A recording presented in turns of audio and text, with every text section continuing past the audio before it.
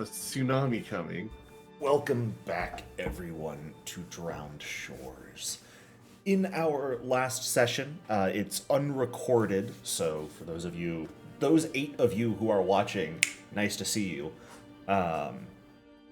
Unfortunately, about an hour and a half of actual campaign is unavailable, as last session we did start out by testing naval combat, seeing if it was actually fun and interesting enough that we would want to use it more fully in the campaign. And while it was an interesting concept, what we mostly settled on is maybe for very important fights we might bring it out, or if you're fighting big sea monsters it could be good to work with. But for ship-to-ship combat, we're a lot more interested in generally the actual boarding and fighting people on the deck of a ship than the tactical shoot cannon at one another gameplay style. So, that is what we are going to focus on. From there, once we had our people to actually start session, you all had arrived at a nearby tidal pool after winning the Tidebreaker games, winning a ship for yourselves under effectively a contract with Free Captain Goldscale. You all are sailing on the same ship, the Jormungandr, as you all are learning the basics of what it means to be free captains and sailors on the open seas, learning all the basics of how to operate and run a ship, the various different tasks that are at use on it, and all pretty much everything you'll need to know to one day take full control of the ship and sail it and do whatever you want with it. You spent a couple days learning the basics so far before passing a tidal pool that Captain Goldscale was familiar with, knowing that it both has good food in the form of fresh crabs and other sea life in the area, but is also a somewhat dangerous area, and wanted to give you all the opportunity to practice fighting creatures that operate more underwater than above water, since if you're going to be sailing on the open ocean, that is always a big threat. In a almost deadly encounter, a pair of giant eels ambushed you all while you were fishing. You had noticed one and were setting up to ambush it, but unfortunately the other one had gone unnoticed and managed to ambush and nearly instantly kill Drow. Thankfully, you pulled it back, you killed that eel. The other one you got severely wounded to the point that it fled for its life, and you remained uncertain whether the persistent damage that you had dealt to it actually finished it off or not. But with it being in a dark underwater cave system, if it was still alive, it probably wouldn't give you guys a good chance of survival if you went after it, so you decided to leave it be. Yeah, but Ecclegia's built different. She would have been fine. Look, if you want to go in there, I'm not stopping you.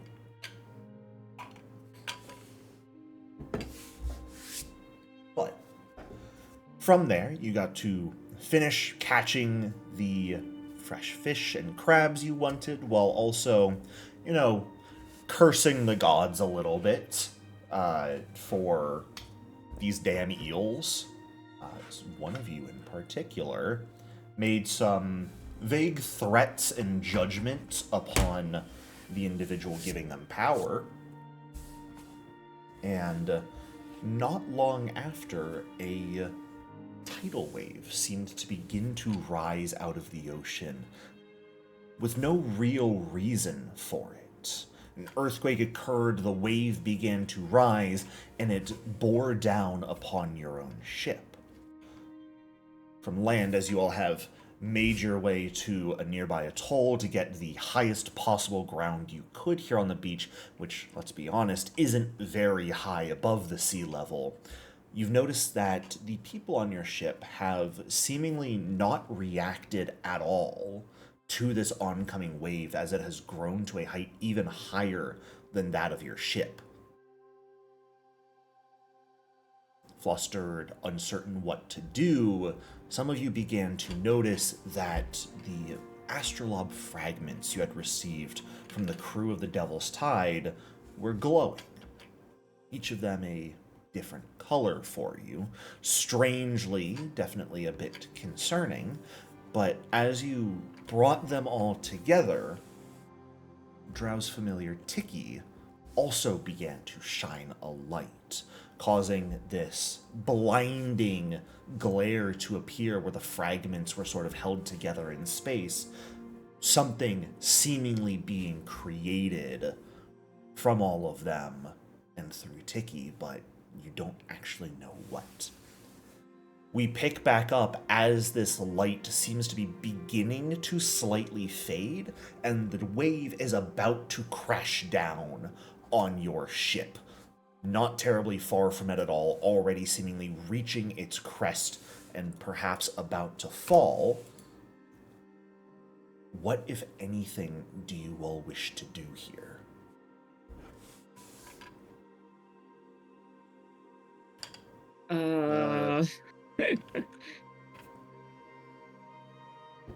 There's There's no a- higher. Oh, go ahead. We don't see any higher ground, and that wave will eventually hit this little atoll, right?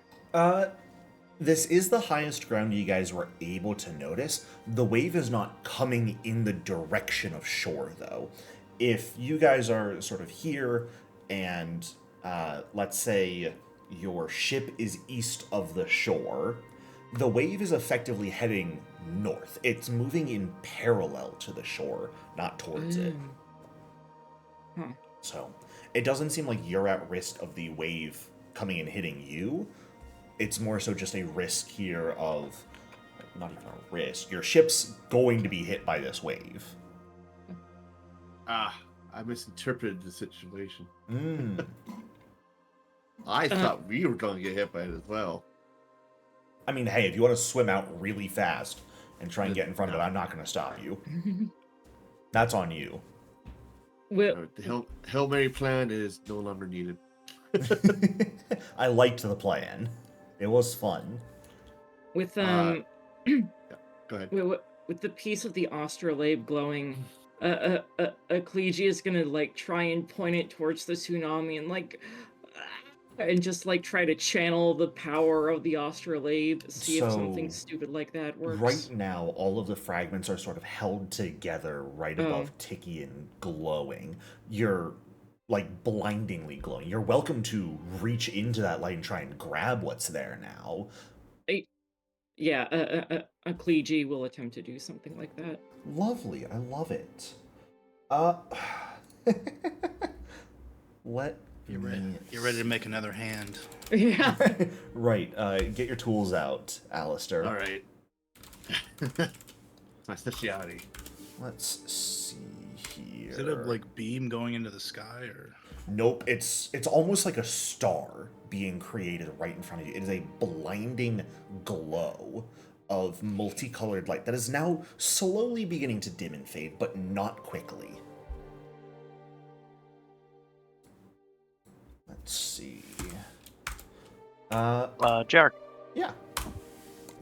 you mentioned that none of our crew on the ship seemed to be reacting to the giant wave. Is sea spray reacting to it? Sea spray, Or they also appear to be frozen? Sea spray sees it, has seen it with you, and is followed with you. Unfortunately, Sea spray does not have any form of communication magic in order to alert the crew. You guys have tried using the light spell to get their attention, but even that seemingly hasn't gotten them to do anything. If you wouldn't mind actually giving me a perception check, Drow, as Ecclesia gives me that fortitude save, Oh, yes. might have some interesting things happen. Absolutely.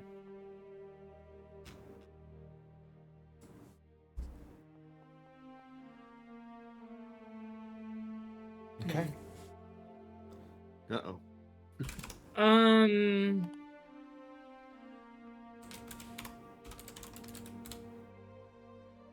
Ah, You are going to go ahead and take half damage here, Akleji, as you reach into that blinding light. Wow, that's a high roll. And immediately your hand begins to burn. There is a feeling of compression, as if the light itself is crushing your hand as you reach for something. As you grab whatever is in this light at the moment, you can see, not actually, you can't see, you can feel the metal itself almost like a liquid, moving and swirling. Something is filling in the gaps between the missing pieces of the astrolabe. Drow, with your perception check while Akleji is doing this, you're actually able to see from this distance the people on the ship aren't reacting. They're also not moving at all.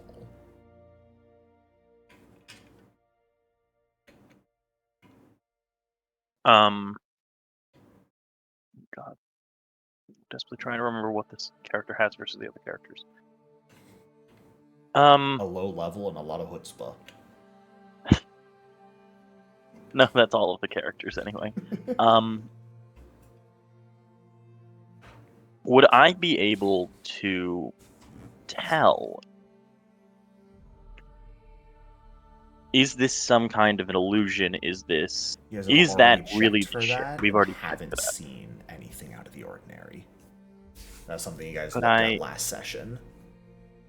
Could I make an occultism roll or a recall knowledge to see what kind of magic? No, because I did that You last did session. And I that, couldn't yeah. tell You what guys tried everything pretty much to see if you could figure out anything about the cause of this wave, what's going on with the ship, and really sort of came up empty. I can't tell what kind of magic it was. it was something unidentified. That is correct. It wasn't one of the normal. Fifth type of magic. It was not one of the normal 4 traditions of magic. It was the tradition of magic of I don't want to tell you guys yet. It was the, what could it be? Akleji, what are you doing? Akleji is going to try to grab onto whatever she's feeling and try to, like, direct its power towards the tsunami. Towards the tidal wave. I want you to give me a check. I want Okay. you to determine what skill that falls under, though. Okay. And I would like you to roll it blind. What are you doing to try and direct this power you don't know what it is? Akleji's dumb. She's just gonna use brute force with athletics. Sure.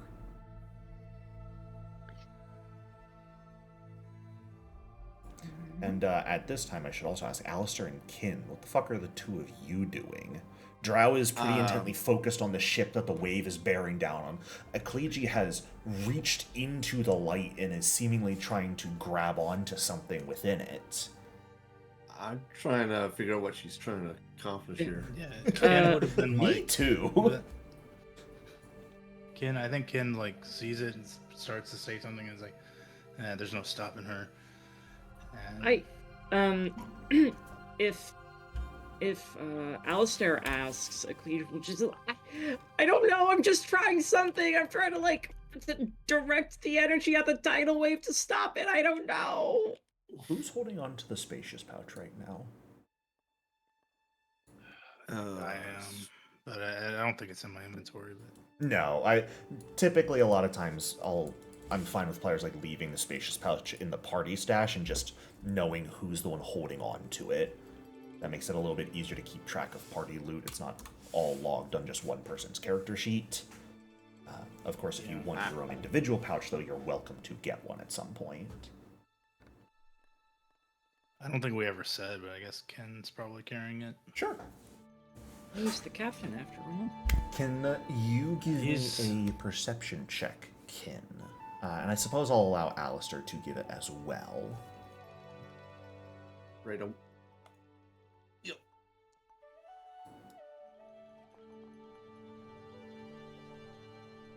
Okay. I guess the only other thing I might be trying to do is maybe an Arcana check to see if she's actually accomplishing anything. Yeah, go for it. All right. I think Ken is just like, there's no stopping this, and he partially believes it's some sort of illusion. But, there's no, nothing to think about. We're just going to have to sit here and watch what happens. Goodness gracious me, oh my. A very interesting series of rolls. Alistair, you honestly have no clue if what Akleji is trying to do will work, does anything. Who the fuck knows? Akleji, you've got your hand in this light, holding on to a disc-shaped form. You can feel liquid metal wriggling between your fingers and filling in the gaps of the missing fragments as the light dims and the form of this thing completes. You try to sort of brute force turn this object that is held in air so that it is facing the wave, doing what it is you want it to do. Astrolabes have a number of rings on their face to help with their function. As you are attempting to turn this, your thumb catches one of those rings and rotates it slightly. Oh. Would Kleegi Well, I guess, maybe something will click in her stupid brain, and she will try to rotate the rest of the rings so that they're, pointing in a series towards the tidal wave, or towards the tidal wave. Before you even have the chance to do that, and for your brain to process that, just the minor rotation of the ring seemingly correlates to the fact that everything stops. The wave in the distance freezes in place. The peak suspended just above your own ship. The seagulls and other birds you've been hearing, their cries halt in their throats, their forms caught mid-flight in the air. The ocean itself has completely stopped moving, not a single ripple.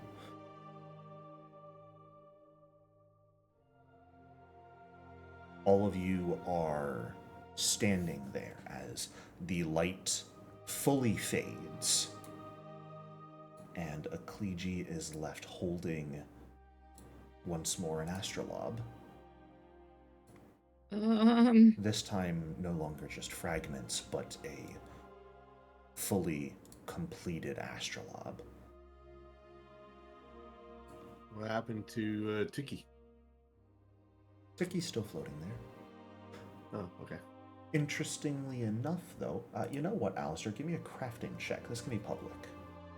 Ooh, I like doing crafting checks. I want to hero point that because Go for it. it's my jam. Okay. Atrocious. That's what the plus 10 is for.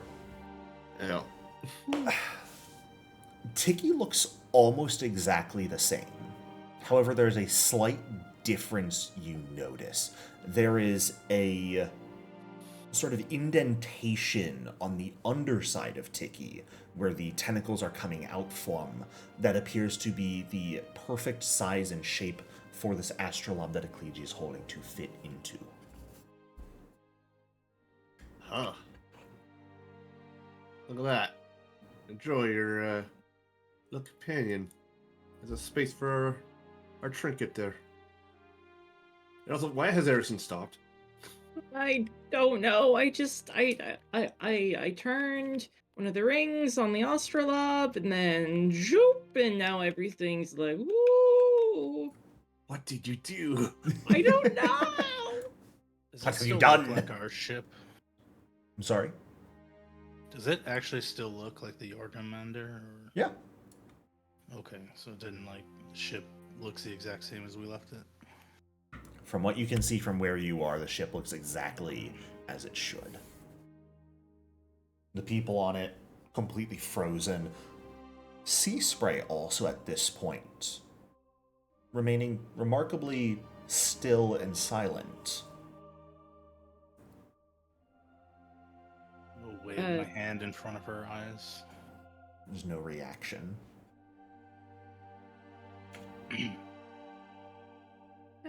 Alistair, Ken, what's going on? Can I have the device? Can I poke Sea Spray in the arm with a very sharp nail? Sure. You poke Sea Spray. There is a bit of pressure. Your nail does puncture the flesh of Sea Spray. No blood or anything comes out, though. Yeah, Clegy will hand over the astrolabe to Ken. Okay.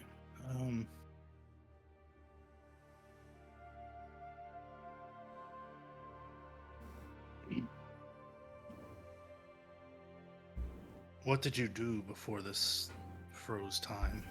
I was trying to like move stuff around. I was trying to move it to point towards the tidal wave, and then I like rotated one of the rings, and then that happened. Do you know which ring you were touching? Yeah, Clegy will point out which ring it was. What is the current position of that ring? Good question. It is at roughly 7 o'clock.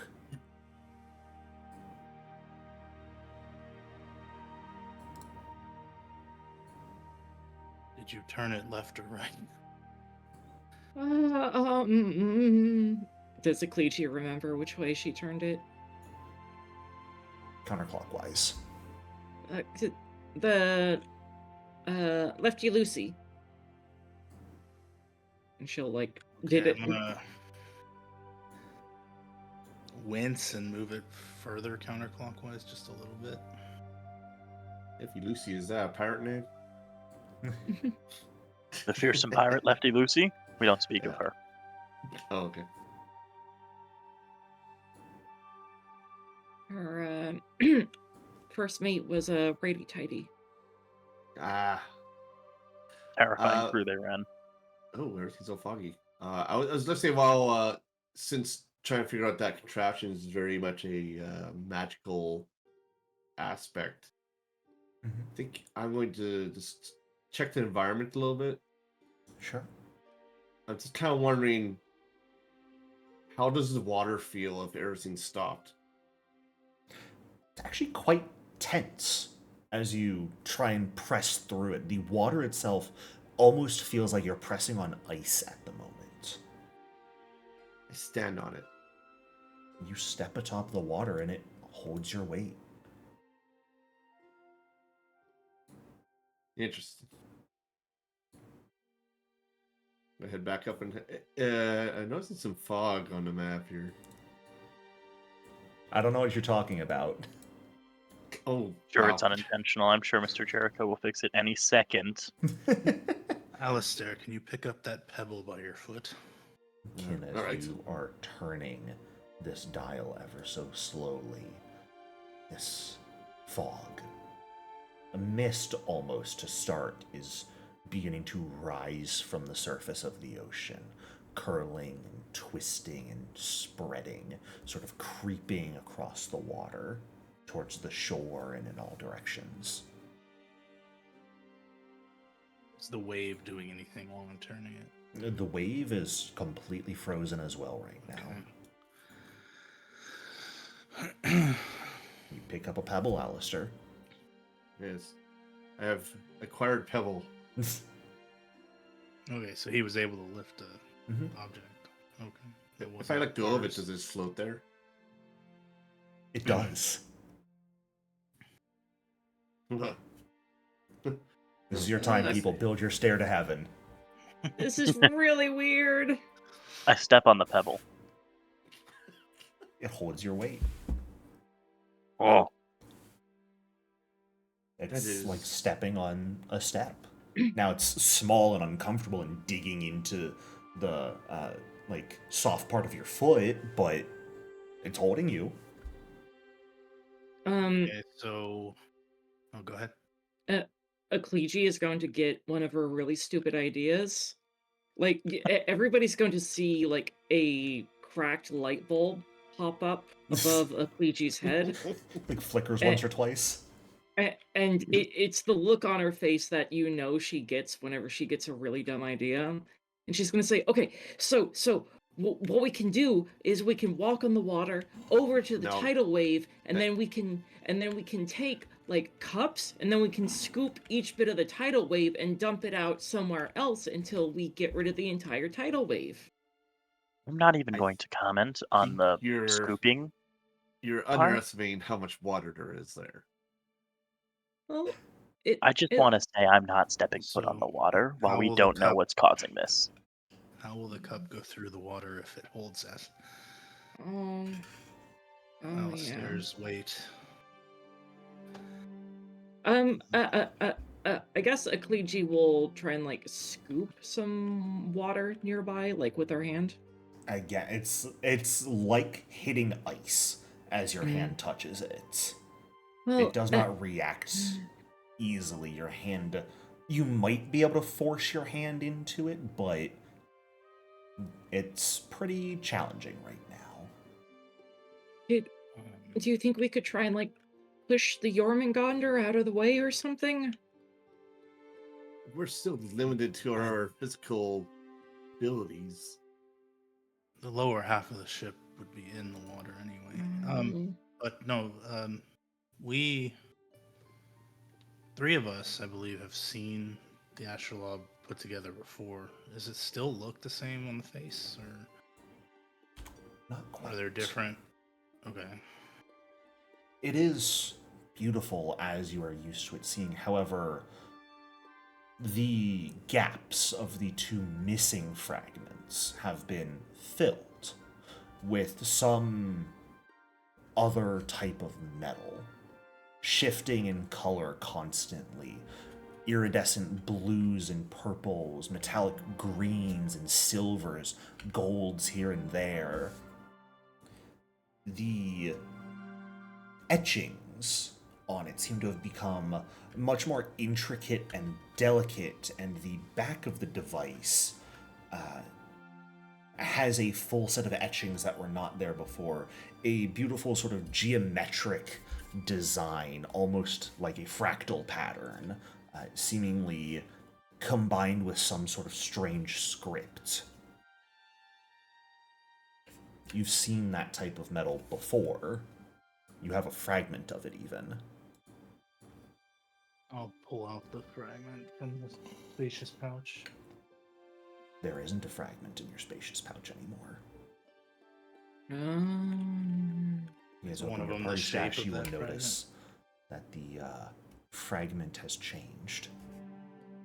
Oh, it's changed. The astrolabe of unknown force. Changed or missing?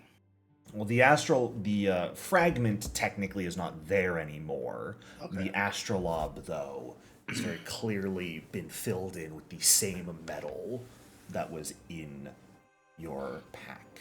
Had Kin or Alistair succeeded at their perception checks, you would have noticed the liquid metal exiting the spacious pouch and entering the light. Oh, the map has a mist on it now. Nice. At this point, could I turn and see the astrolabe? Yeah. Is it anything I have seen before? No. Anything? No, nothing I've seen before. Cool. Can I identify the language?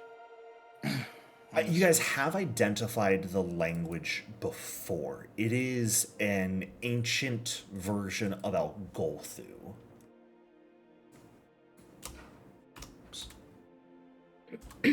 Oh yeah, we were gonna try to learn that when we had some downtime.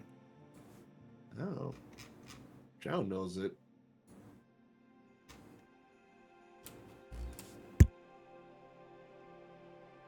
Wow. Time to translate. Can anyone read this? Yeah, he would say Golthu. We still can't read this out loud.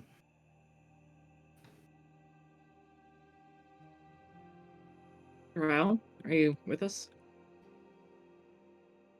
Oh, he stepped away for a second, 44 seconds ago. What an unfortunate timing, huh? Terrible.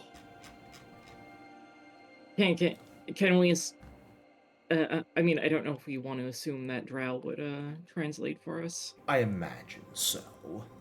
And while we're waiting, I'm gonna move the ring back to the clockwise to where it was when Kaliji froze time. Does the mist The go mist away? does not go away. Okay. The mist remains, still creeping, growing heavier and heavier with each. What should be passing few seconds, though, it appears at this moment in time, time itself is not passing. If Drow is going to translate what is on the back of this device for you, I suppose I'll type it up for you guys, since I imagine you'll want it written up, won't you? Yes. Nah, can't be that important.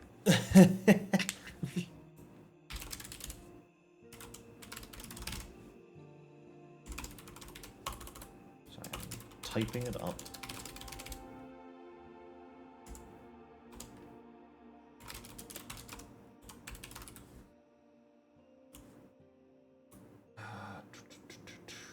That's a real damn shame we haven't found anyone who could read it. I'll go through yet. Oh, look, Drow's back. Is there a language I need to read? Oh, do you know I'll go through? I do. I know Algolthu. Oh. Well, fortuitous. Sorry, what did I miss? There's The writing numbers, and I'll go Drow, through. what do they mean? The script on the back of the astrolabe is he'll go through. None of us know. That's why we've never I'll- translated it. Yeah. What does the script on the back of the astrolabe say? I'm going to Typing ask it up. for a society check for you, or from you here, because Okay. this is specifically a very ancient and sort of esoteric dialect of Algolthu. It's not the common Algolthu. Gotcha. So it is a bit harder to recognize. Not terribly difficult, but I would like that society check from you. I've got a +9. Can anyone aid in this, or no? Because it's only something I speak. This is effectively to decipher writing. It's an exploration activity. It's in the Yeah. basic action macros. I would say if anyone has occultism at least trained, they could attempt to aid you here. +9. Oh, yeah.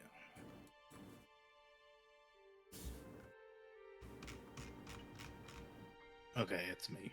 All right, I was just looking at everyone's occultism. Multiple people can try to aid, remember. Anyone who wants to attempt to aid may do so, but only one person can make the actual check. Oh, Yeah, no. I will hero point my aid. Okay. Oh no. You sure you don't want to impose a penalty on Drow's roll? I'm pretty sure. There we go. Alright, go ahead and take that +1, Drow, and give me a blind Holy. society check, please. Sounds good.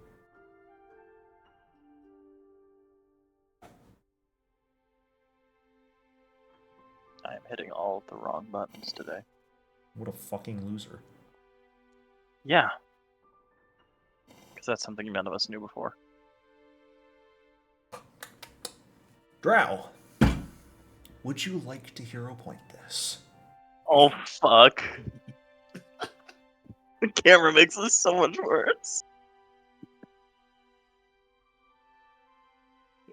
Yes, it does. The rule still applies where if I roll worse, I get... Okay, then yes, So I the will way hero. hero points work, in case people have not read the Homebrew rules section. We're effectively using Keeley's, so you don't regain hero points if you fail, but if you roll a 10 or below on the hero point roll, you get a plus 10 to it. Gotcha.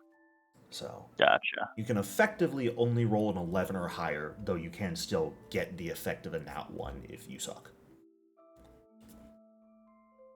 No. Okay. Yes, I will hero point this. Interesting choice. I don't think I. If I just make a flat check right now, will you tell me if I should or should not hero point this? Maybe. I might lie. I'm hero pointing it. Okay. Go for it.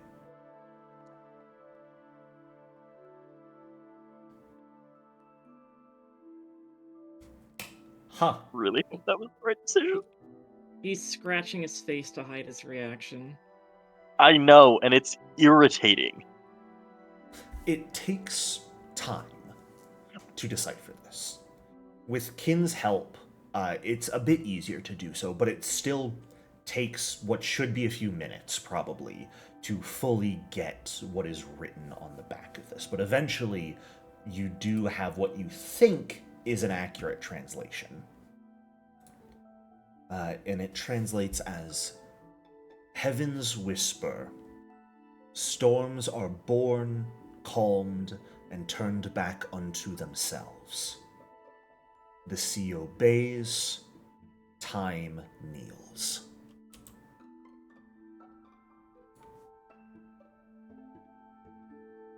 Heaven's Whisper storms. Well, I mean, so this is just saying what it does. Maybe. Storms are born as the tidal wave. So this... How many more rings have we not fucked with yet? That's a real good question. I've just been messing with the ring Clegy touched. So, I don't know, is that the outer ring or the inner ring? It is the outermost ring, and an astrolabe typically contains 3 Okay, rings. so that's where the time is kept. Usually, okay. Is there another ring that seems to be out of place? Maybe that one would be the storm. Well, probably the next inner ring is about sea, and if we're facing a tidal wave, right? So. Yeah. I'll turn Do you that want one to try messing with that thing? counterclockwise. We turned it counterclockwise to stop time. Alistair, can you give me a perception check while everyone's thinking about this?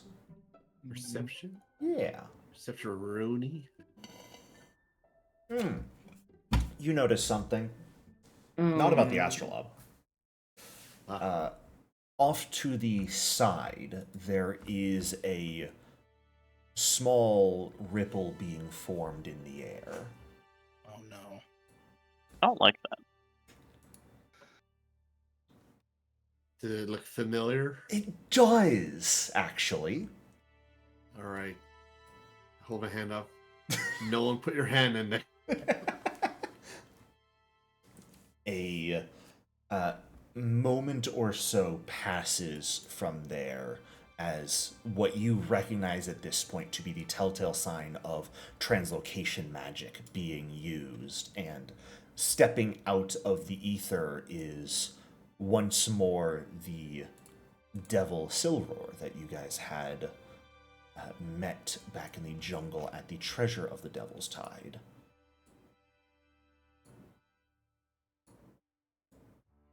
You again. Give me one moment here. Just making token size correct and making it so you can always see name. Oh, am I interrupting something? Yes. Well, That's we kind of blunt. already interrupted everything, but yeah. She takes a minute to look around, take in the creeping mist, the fact that nothing else is moving, there's no other sound. Oh. Well. You've certainly done a number, haven't you? Did you manage to do all this? Why aren't you frozen? We don't know. And Do you expect me to know? Seems strange. Maybe it only froze things that were here when you froze things. How did you freeze things? If you're willing to share, of course. Jericho, did I meet this person? You this have person? not met Silroar. No. Okay, I'm just gonna look at them. Like, the only thing you really recognize them, they look like a normal human female for the most part, aside from the burning red fissures for eyes and the very obvious symbol of Asmodeus burned into the back of one of their hands. This is very clearly a devil. gotcha. Okay, I'm just gonna kind of look at the other four and just go. Okay. You being here has some auspicious timing.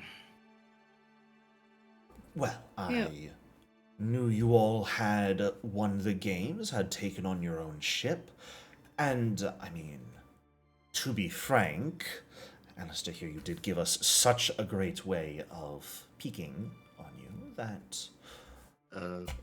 when I happened to see what was going on, I had to stop by.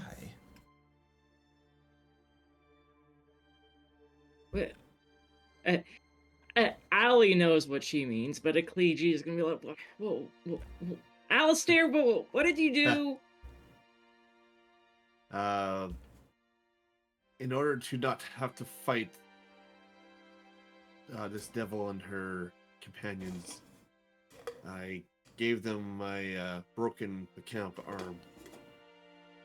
To be fair to you, we never actually planned on fighting you in the first place, but it was sweet of you to give me your arm. I've been getting great use out of it. That's weird. Don't say stuff like that. That is, I don't know you, and that's weird. I'm Silroar. What a pleasure. She will stride over and offer a hand for a handshake. I will. I am definitely up closer to the group. Oh God. Out of character, the I'll shake her fragment, hand. the mysterious fragment we had. Would the volume of that have accounted for both missing pieces? Give me a crafting check. Blind, please.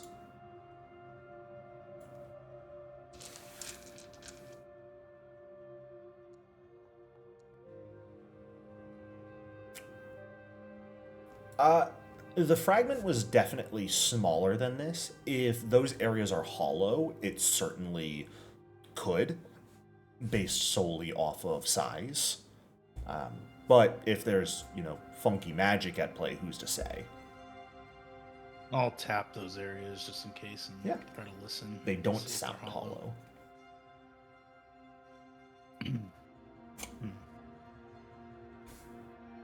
You just happen to be watching us at this particular moment. Well, yes, to be perfectly frank. It is just afternoon. It's a good time as any to check on people. I did not expect to see what I saw, but I'm interested. Please tell me if you're going to do something and don't just roll everyone. It's sensible. Yes. Just for future reference for things like this, please tell me you'd like to, because sometimes I might not ask for a roll. I don't want you wasting your guys' good rolls. As far as you can tell, though, Kin, she seems to be pretty open with you right now. Does not appear to be attempting to deceive you in any way. This, as far as she is concerned, was truly just a coincidence that she happened to check in on you while this was going on. What did you see, per se, from your perspective? I saw you standing around. I saw you looking out over onto your ship. I saw a wave coming towards it, and all of you suspiciously doing sort of nothing watching it. So I was wondering, you aren't trying to destroy your own brand new ship, are you? It's not well known enough to be valuable salvage. Why would we do that? Sorry, wait. You saw us doing nothing. Nothing of importance. Can you be any more specific? Were we messing with objects? Were things glowing? Were we poking people? Like, what were we doing? Oh, I saw the glowing light. I Okay. just don't think any of you are capable of that, forgive me. It didn't seem like normal light magic, so... And you all seemed, from what I saw, frankly, befuddled by it as well. Did you see me put my hand in it? I mean, I wasn't watching you for a very long time. It's more of a quick check-in than an extended viewing experience. Those sorts of things take a lot of resources to do, you know. Should we be flattered that you're willing to spend those resources on watching us? Or should Well, we I'm not just the be one creeped spending out? them, let's be fair. I mean, at the moment, we're just sort of in a helpless position because that wave is about to hit our ship, and well, somehow we stopped it. That's Well, impressive. We stopped time, and now if we use that next ring, it should, move the sea away or something, I think. Not that you need to know that. Why would you assume Jericho. that? That's a bit of a shame. I would love to know. Yes, Drow? I just had a thought. That's a terrifying sign. I just shook a devil's hand, didn't I? You did! Am I... So the player wasn't smart enough to realize that. Nor was Drow. Can I do some kind of check to see how fucked I am now? Sure, give me a recall I knowledge can't roll. agree with you or anything.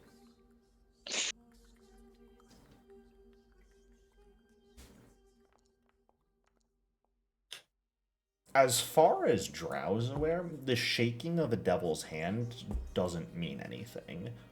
There Okay. was not an offered deal that would lead you to the potential binding of your soul that you would normally hear of from devils. Though, again, Drow has absolutely no knowledge and understanding of divine magic, so who's to say?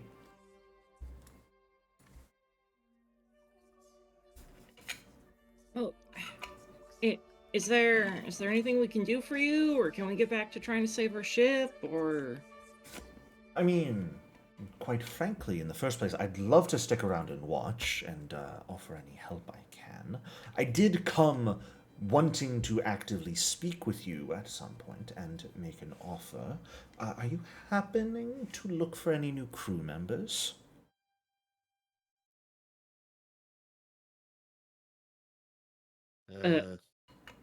Ecclesia is just gonna blink and turn to Kin and say, I don't know, Captain Kin, are we looking for any more crew members? I'm mystified by this offer. Well, Who exactly would you want to join our crew?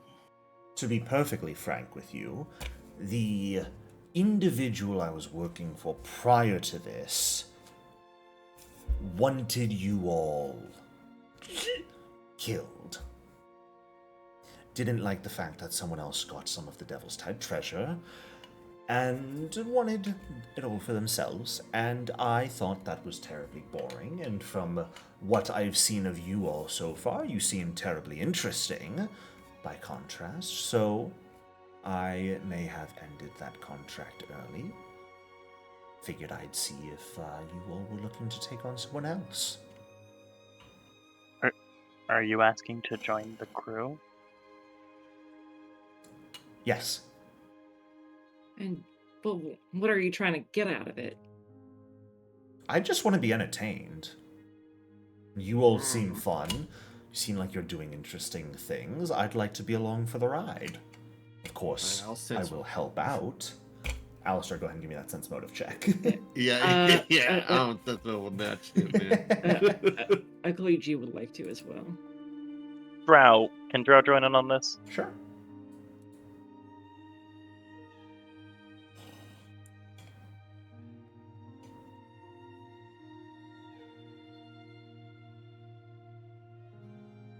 She seems genuinely interested in joining your crew and watching what you guys accomplish. Drow, you get the feeling that might not be the sole reason, but you're not certain. Okay. I'll whisper that to Kin when I get the chance. I don't really know how comfortable I am having a fiend on the same ship, on the same crew as me, but It's a little judgmental, isn't it? I've never done you're anything to harm literally you. you're a creature made of pure evil. Evil is a subjective term. It's I don't really think not. it is. It kind of is. If you use the term unholy, I'd be understanding, because yes, I don't really have much of a say in that. But evil? I'd like to think I do quite a bit of good. Only for your own. Well, it's up to Captain Kin in the end. I'm happy to make a contract out of it if you don't fully trust me. This discussion can wait for another time. Fair enough. Fair enough. I imagine you all are interested in saving your ship first, and I would be happy to assist you in any way I can, though if you would prefer I simply sit back, I'm happy to do that as well.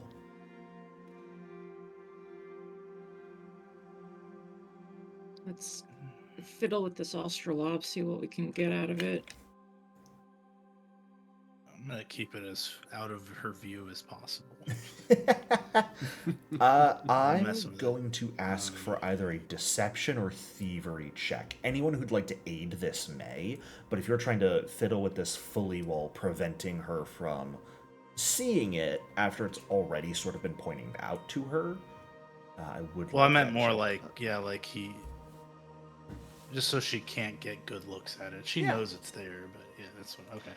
Just leave her I'd, on. Yeah, I'll either aid. thievery or deception. If you're making the actual roll, it should be blind. Ecclesia has given you a successful aid. I'm gonna see if I can aid as well. Okay, Drow has failed to aid. So far that is just a +1 circumstance bonus. Okay. I added it manually because I forgot to do the aid thing. That's fine. I'm not trained in thievery or deceptions. Okay. Not a bad roll, though. Yeah, as you continue trying to mess with it and see what things can do, you just sort of, keep your back turned. Silroar doesn't, push to walk around and watch what you're doing. She seems very content to just sort of sit back if you don't want her assistance right now. Well, my thought was to turn this. How many rings are there on this thing? 3.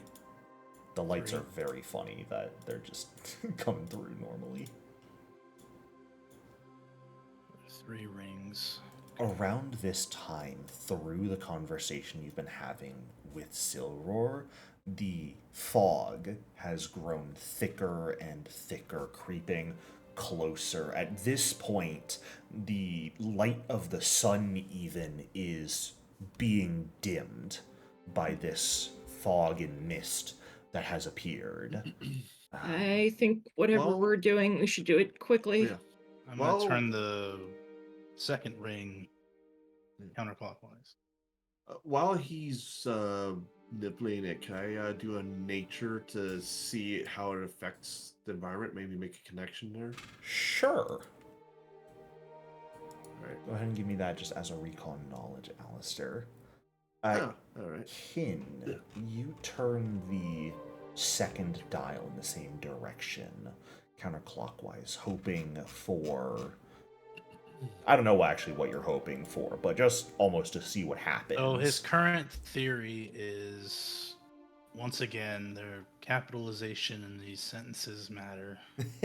Always. Oh shit. So storms, sea, and time are all capital. Heavens is too, but that's the first word in the sentence, so I'm gonna discount that one.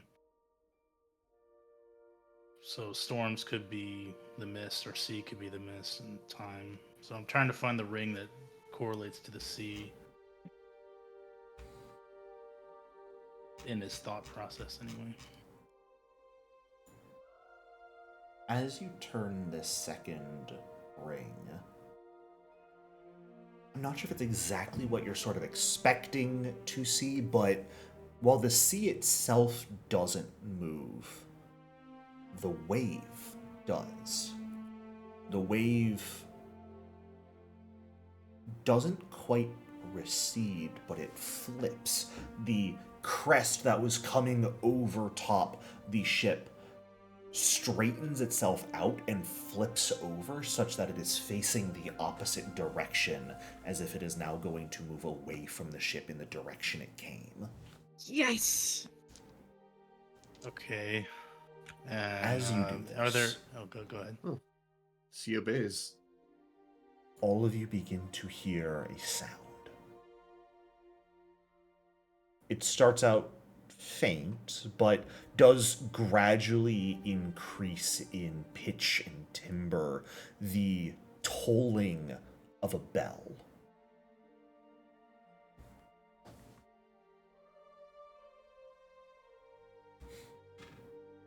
Seemingly coming from deep within the fog at this point, cutting through the otherwise silence aside from your own thoughts and voices. Maybe we should turn the time ring back.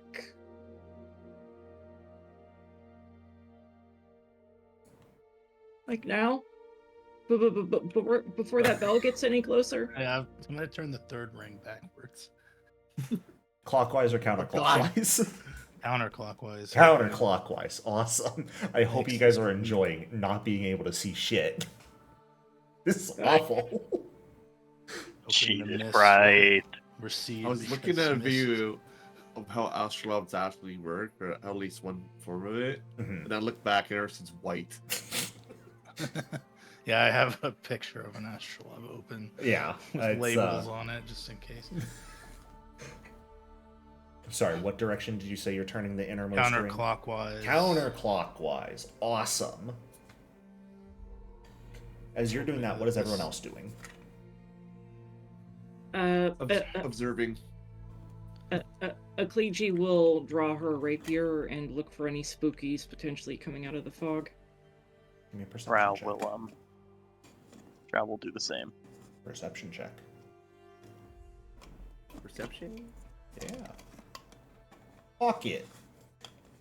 Hell, I wish I had low light vision. That's not gonna help here, I'll be honest. Sorry, how I wish I had tremor sense. That would not help here either. Why? Drow, your nat 1 really doesn't help here. I don't know what you're talking about. This fog is thick. It is a goddamn soup. Akleji and Alistair, though, as Kin begins turning the innermost wheel,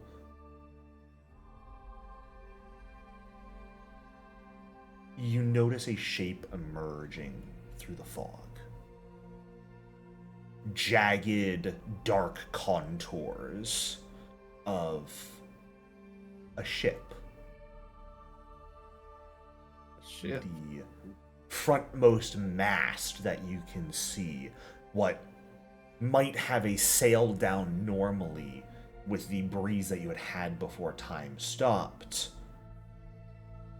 broken, shattered, leaning over the edge of the deck and trailing in the water. The second mast, the sails still stand, but in tatters, fluttering faintly in a non-existent wind. You can't get much detail from where you are of the actual features of the ship, how exactly it looks. You can only really see the outline. However, you do catch the fact that it is not touching the water, aside from the mast that's trailing through it.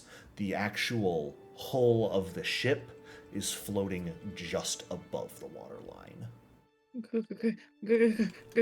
Ghost ship.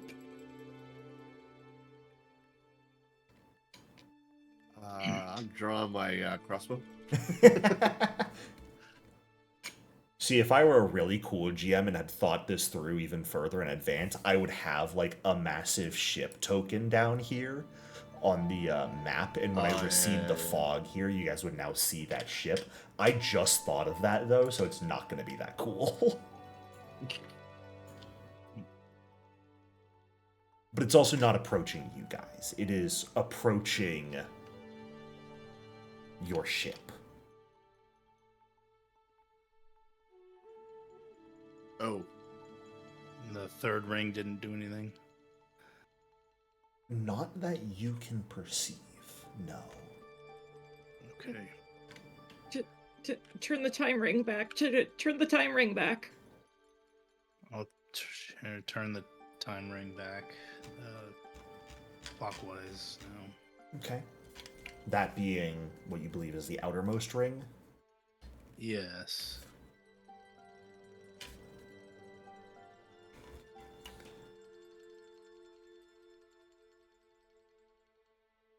While he's doing that, can I do a recall knowledge on that ship, see if I maybe can identify it from You lore? can try. The DC is going to be super high right now, because you I can have- only really see the vague outline of it. I have notable pirates. That 20, let's go. That's very funny. You both rolled the exact same thing. Normally, when Wow, Ken would 2 roll nat on this, 20s. but he's Let's really go. fucking with the astrolabe. Ken's focused. Anything else around him? Unfortunately for the two of you, through this fog, all you can see is the vague outline of it. There are hundreds of ships that have sailed the Shackles before and crashed and could be ghosts if that's what this really is. You've got no clue at this point in time. Ken, as you turn the wheel of time back, back to its sort of original position.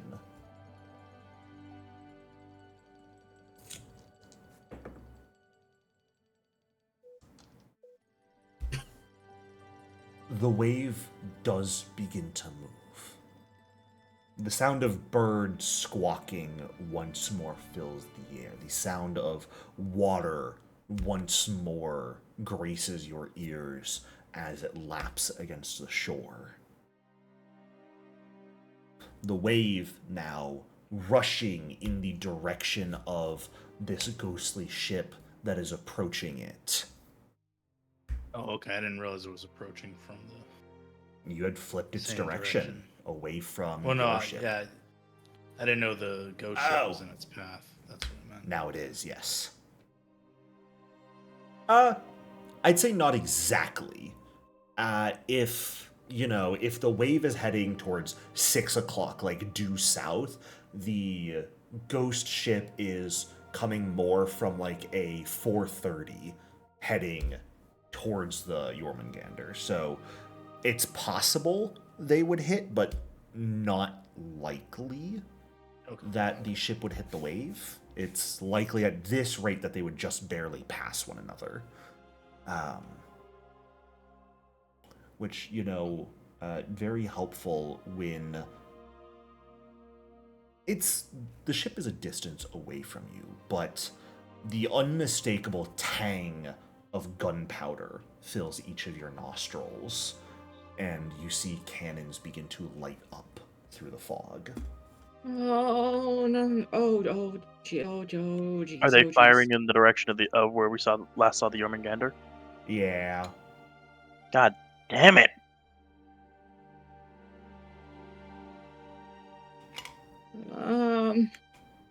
Do they react to the wave? Like the ghost ship or the Jormungandr? Yeah. Are they like trying to avoid it? They seem to be sailing straight right now, banking on the fact that the wave is set to miss them. I'm gonna freeze time again. Oh wait, well the ghost ship is not frozen when we do that though. That is correct. Yeah. Can you like angle the wave so it comes back? Yeah, that's what I I'm don't looking know. at. Can I make some sort of roll to see if I could guess how to angle the wave? If it's even possible. I think your best bet is just spinning one of the wheels and hoping at this point. You know that the middle wheel seemingly switched its direction. Oh, the The third inner wheel. wheel did nothing, so far as you can tell, and the outer wheel seemed to be able to stop and start time. Wait, turn the inner wheel clockwise. Yeah, I'll try that. The innermost or the middle? Innermost is what I'm thinking. Yeah, I'll try the innermost for now.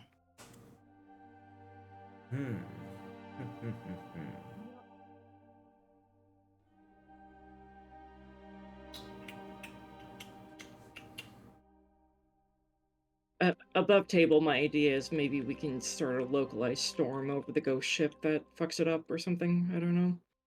I like it. I'm thinking that the inner wheel. I had the idea that the inner wheel brought the ghost ship because we turned it and nothing happened. Yeah, my question would be, what is the degree with which I turn these things? Like when I flip the wave, did I turn? These are like small notches. Okay, so just like one or increments two of maybe notches. 5 degrees. Okay, so just a little movement of the middle ring was enough to flip the wave completely over. Yeah, because it was only a small movement that Ecclesia had done that seemingly stopped time. And I imagine with something like this, where you have no clue exactly how it works, making big movements isn't something what you would immediately try. Right, yeah. Probably take it low and slow.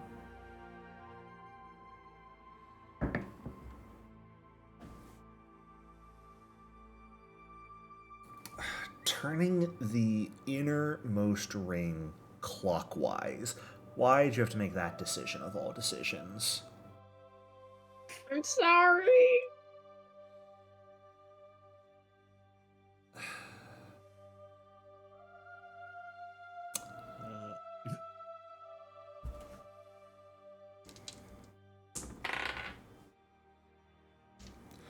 If it's too complicated, we can Drow, rotate can you roll a the middle d20 ring. for me, please? I don't want to. Too fucking bad. 19? Okay. I can work with that. I really hope that's like not the multiplier for how much damage we're all about to take.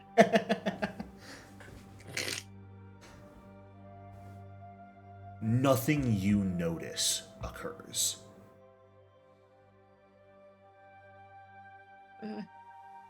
All right, I'm gonna start messing with the C ring again. Wait, what? Wait. Perhaps we insert the astrolabe into Ticky, and maybe Ticky can interpret what needs to happen. Because Ticky has that slot now, right, for the astrolabe? It has a slot for it. I'll try it. Okay, Ticky, hold still. It's gonna feel kind of weird. Tick, tick, tick, tick, tick, tick, tick, tick. Like an awful metronome, you take the astrolabe, insert it into the underside of Ticky. Oh, good gods above. Alistair, can you give me a crafting check, please? I believe you are the best at crafting in the party. I sure can. Woo-hoo. Tempted to reroll that. Up to you if you want to hero point it or not. Let's do it. Yeah. Okay. Fantastic. Where's Ticky's token? There you are.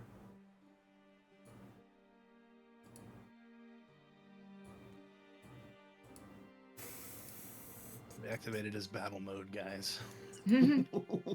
He's gonna turn into a Voltron now. We are all about to die. Ticky explodes. Wait, I didn't prep Final Sacrifice today. Wait, Oops. unironically? Wait, Jericho. Jericho, what? Jericho? Ticky detonates. Sorry.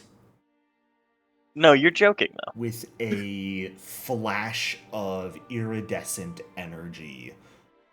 What the fuck? Sorry, you're right. Devoured, or detonates is not the right term. Ticky is devoured by the astrolabe. I'm sorry, what? This is not the outcome I thought would happen.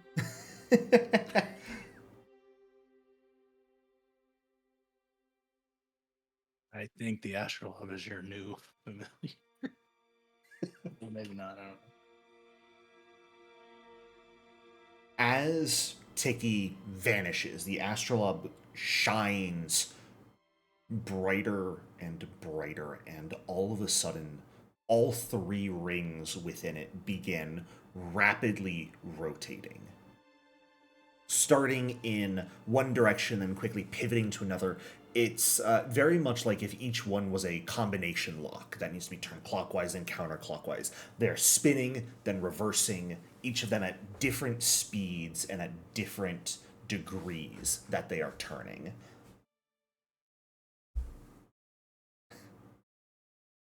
The hell did I just do? The wave speeds up and at the same time begins to curve. Turning from that 6 o'clock due south to 5:30 to 5 to 4:30. Right as the cannons of this ghost ship fire, impacting the approaching wave, which takes them, devours whatever the cannonballs are made out of, and they do not pierce the other side to make it towards the Jormungandr. The fog around each of you begins to sort of churn violently, wind beginning to whip it up so it is swirling around you much faster than it was creeping earlier. The sound of groaning timbers and anguished screaming begins to emanate from the ship, audible to you all here. The ghost ship? Mm-hmm.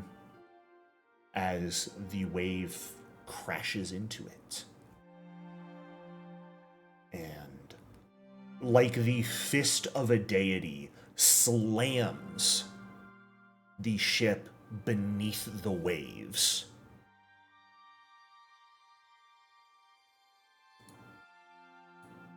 Ha! Check that.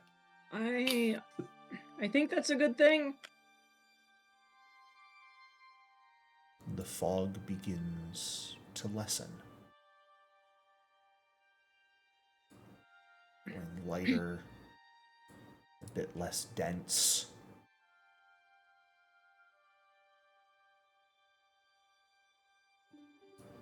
Before altogether fading away into nothing. Oh, okay. Sea Spray continues to look a little panicked, and looks over towards the Jormungandr once more. What happened? What happened to the wave? I don't know. Well, let's get back on the ship and we can talk about it later, I think. Is Ticky still gone? Ticky's gone. The astrolabe is left fallen in the sand. I'll pick it up on like a job. Sorry. I didn't know that was going to happen. I'm just kind of... Ticky's always been kind of annoying to Drow. Drow's not exactly always been nice to Ticky. Oh. But this moment this is like the first time since, and Jericho, please correct me if I'm wrong. This is the first time since my resurrection that I've not had Ticky. That's correct. Ticky's been damaged before, but Ticky has never actively been destroyed under your watch. Drow's just kind of silent, just kind of staring at the astrolabe. You never told us anything about resurrection, correct? Ticky's mentioned, Drow has mentioned drowning before. I'm not saying any. Drow doesn't say anything out loud, but I feel like it's kind of obvious that Drow just kind of lost a giant piece of himself that he didn't know he loved and cherished. As he just kind of falls to his knees and just stares at the astrolabe, eyes just unfocused and glazed over. Drow is not processing this well. No. And that's where we're going to go ahead and take a break. Jesus Christ, Mr. Jericho. So stand up, stretch, grab some water. I'll see you all in a few minutes. All right, welcome back. So, that just happened. Yeah. We've currently got, I believe, Drow sort of collapsed a bit in the sand, not comprehending of what's going on. The rest of you also just probably a bit confused and overwhelmed.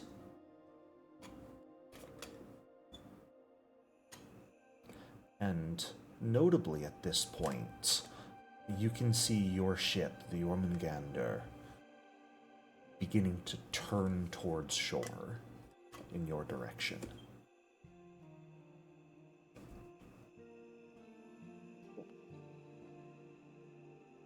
Let's head back to the ship. Let's get our catches.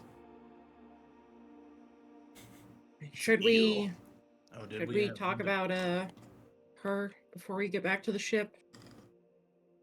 I have a name, you know. I appreciate you remembering that I'm here, though.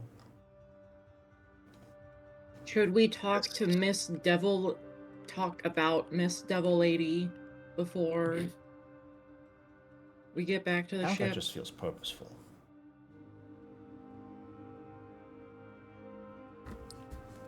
What is your proposal? I'd like to sail with you, join your crew, help you how much I can, and simply just see what you all get up to. I mean, based off of just what's happened here, interesting things definitely seem like they want to happen around you. I want to experience it. Live a long life, a lot of things get boring. This seems interesting. Drow, kind of ignoring Silroar, is going to pick up the astrolabe and slowly walk to the shore.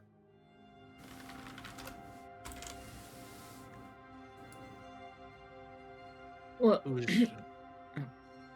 You can go. you mentioned some kind of contract. I've heard pretty bad things about signing contracts with devils. Normally, most sane people would not recommend it. However, I am an expert in writing contracts, That's why I'm concerned. which is why I am happy to write it to your specifications in such a way that both parties are happy. Contracts can be made that don't require a soul being bound in any way to any party. They can simply be magically binding contracts.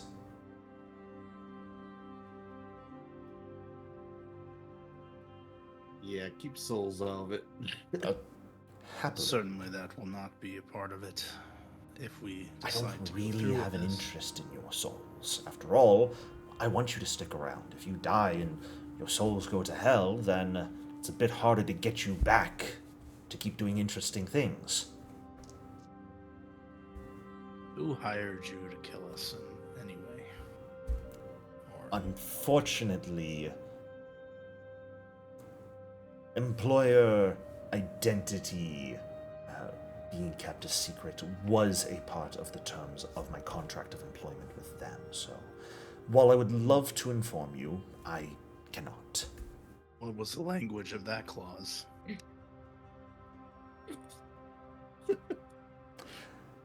Unfortunately, that clause left no loopholes. So I cannot hint at their identity. You cannot give me a number of names, and I can nod or shake my head or even just move my eyes in such a way that would indicate that that was my employer. I am not allowed to give any understanding or knowledge of who had hired me to anyone else. Apologies.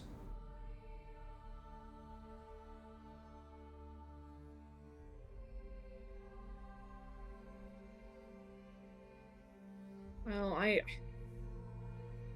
mean, I don't trust her, but I feel like I've done nothing to be considered untrustworthy. Sans simply my existence. Well, you stole or helped steal all of our treasure. I mean, To be can fair, you really say it she was beat- yours if others found it first? yeah, she just beat us to it. Wasn't like I beat you up and took it from you. Just found what was there, and when we came back to get the rest, you all had taken it by that point. We didn't fight you on it.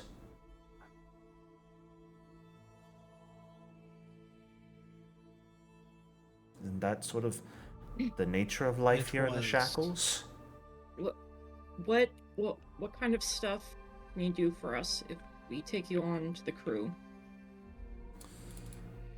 Well, I am quite adept at conversing. I know a little bit of magic. I am quite dexterous, so I'm happy to help out with the day-to-day running of the ship. If you'll get into any troubles with individuals, I'm happy to help mediate. I'm happy to tell you what I can about the various regions of the Shackles. I'm not sure how well traveled any of you are, but I'm happy to inform you of what I know about local customs and people. And of course, if you're looking to make deals with anyone else at any point, I am happy to assist in arbitrating a favorable deal for you.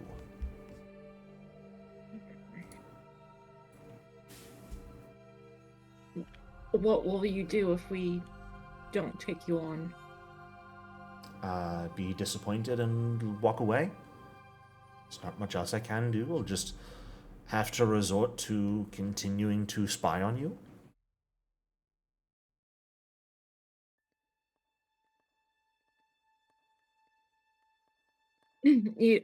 You said you weren't the one expending the resources to spy on us, then who was? My employer. Tell us. So I would have to finance that expenditure another way, but if it's for the entertainment, I would certainly find ways to do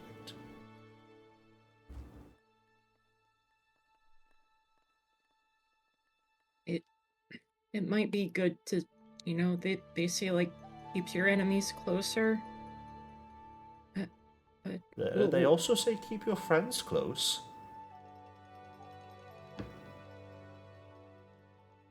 what do you think, Captain Ken? Perhaps a trial period.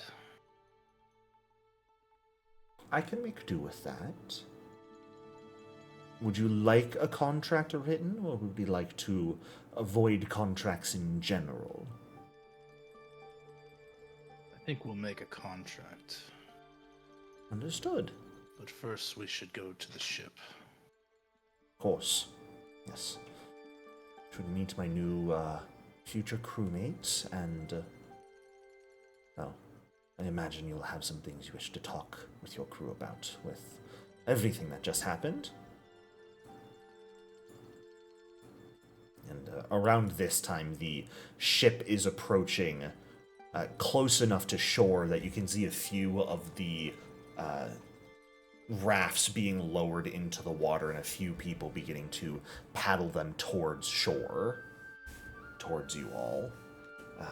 Ken will watch that for a second and then say, how many people can you bring with you when you teleport?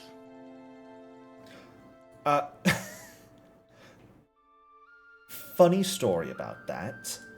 I was using scrolls to teleport. I only have one left, so I'm capable of taking 3 others with me when I use it, but I do only have one left. If he had a list of pros and cons, he would be erasing a pro right now. I'm not yet strong enough to cast that sort of magic innately. I can absolutely learn it, but, with someone else going through their finances to allow me to use it, I figured why not?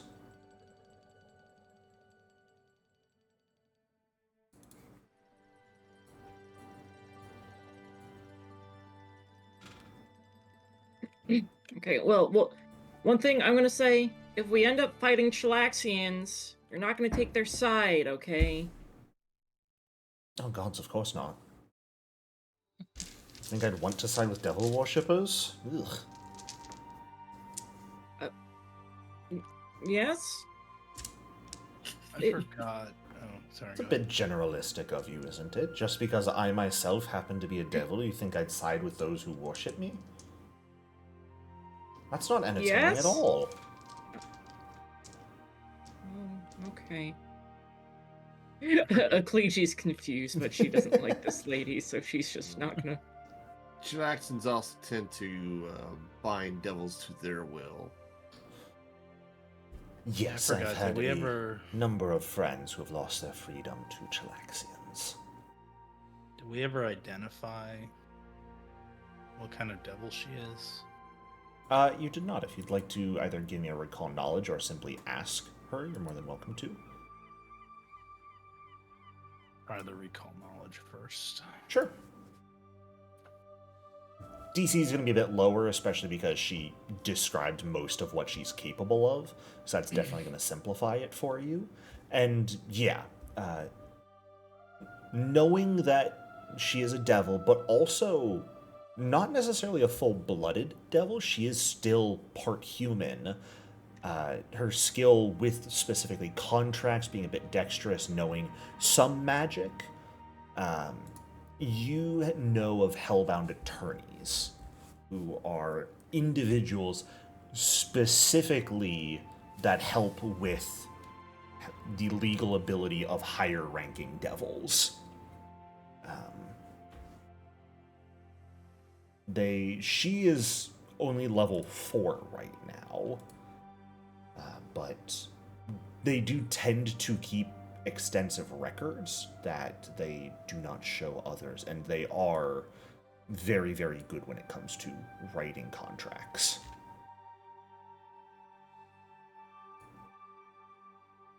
Okay, so not a Nephilim, but not a full devil either.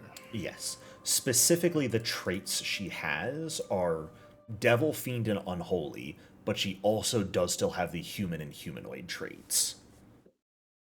Okay. So she is effectively a human who became a devil while they were still alive, instead of being reborn as a devil after they died.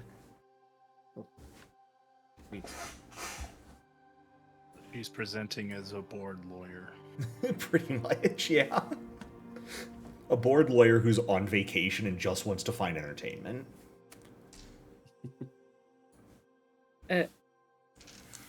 I guess we're probably heading back towards the ship at this point. At this point, actually, as the 2 rafts are making their way to shore, both of them being helmed by Tabani and Crackbeak, Drow, you were making your way to shore with the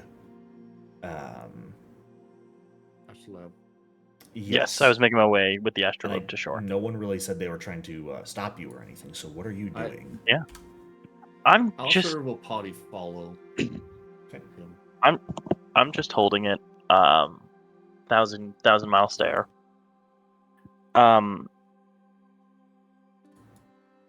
Drow doesn't stop when his paws hit the water, though. Nice. Drow just walks in.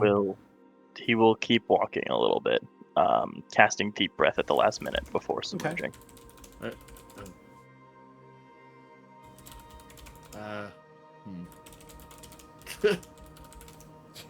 Alice If anyone doesn't wants to follow stop me. behind. I Drow- said for sure. They're like, oh. If anyone wants to stop Drow, I mean, I think I probably would reach out like, what are you doing?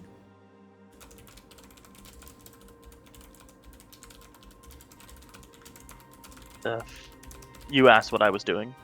Yeah. The first What are you time I doing? met Ticky, I just woke up after dying.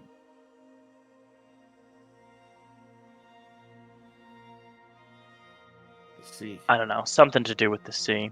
I assume, at least, if that's how I met him. I want to see if dunking my head is gonna help. Well, don't go killing yourself off again. I did that once. I wouldn't recommend it. And if no one is stopping Drow, he will fully submerge underwater after casting deep breath on himself. After having this whole conversation. That's sure watch. Still befuddled. You're just submerging yourself under the water and holding your breath. And just holding the astrolabe, seeing if my baby boy comes back. No. Oh my god. Yeah, okay, I know that, but Drow's an idiot. Drow That's doesn't know fair. that. God, we've Drow got is idiot Drow and Herbo Ecclegi in this party. Drow's not an idiot, he's just You sad. self-described Drow as an idiot there. I did! In This the is me moment. correcting myself. Intelligence +4, which is an idiot. You heard it here first, folks. You need minimum of intelligence 5 to be not an idiot. Wow. No one below level 10 can not be an idiot. Yeah. Interesting. Alright. Yeah, as you are currently, like, sitting submerged in the tide pool, the ships make their way to shore, and both Crackbeak and Tabani jump out and rush onto the shore up to you guys. Are you all okay? Yes. Physically. None of us were ever in danger. It was you that was in danger. We're well aware of that, though. None of us could really see over here, so couldn't really tell if you all were okay. We only saw the wave coming towards us, so... Okay. You saw the wave. Yes. Yes, we did. From our perspective, you were frozen. That's because we were. We saw it, but we couldn't do anything. None of us could move. It was as if we were locked in place. Oh, you were aware? The whole time? Both of them just sort of nod slowly. Yeah. I think Ken's gonna shudder at that thought. Most of us, whether purposeful or not, happened to be on deck. We were watching out for you all, keeping an eye on you, and then we heard the sound of the water, so we all turned in the direction. That's when we were frozen, so we basically lost sight of you all while being stuck just watching this wave approaching, and then the next thing we saw, the fog There was a fog that suddenly was surrounding us, lightning, and the wave was gone.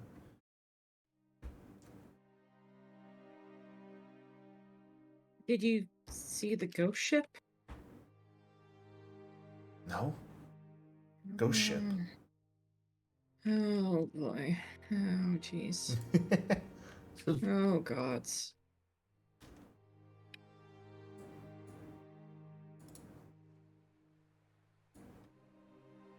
Oh, also we have a potential new crew member. Hi, I'm Silror. Tabani and Crackbeak will both sort of look at her. Well,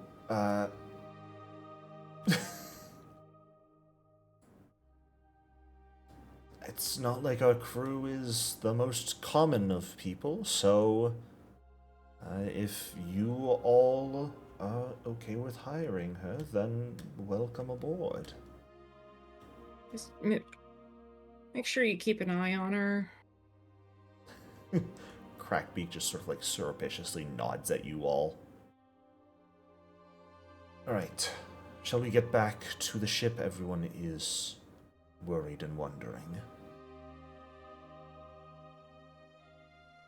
Yes. Thinking about A this giant moment. eel. So Drow we'll would- eat well. I'd like to work it so that Alistair and Ken are on the same ship without Silverroar. On the same raft. Yeah, if you want to make sure the two of you are on the same raft and it's not the one with Silverroar, you absolutely can. Akleji will intentionally take the same raft so that she can keep a close eye on Silror. Okay. When people start getting into rafts, Drow will pop his head above water and climb into whatever one is closest to him. Sure. Still holding the astrolabe. Still silent. Alright. Alistair. Yes. I don't know much about any of that's happening, but this astrolabe is very powerful. Yes. I'm actually sorry to interrupt real quick. I would like to confirm, are you in Tabani or Crackbeak's raft? Good question.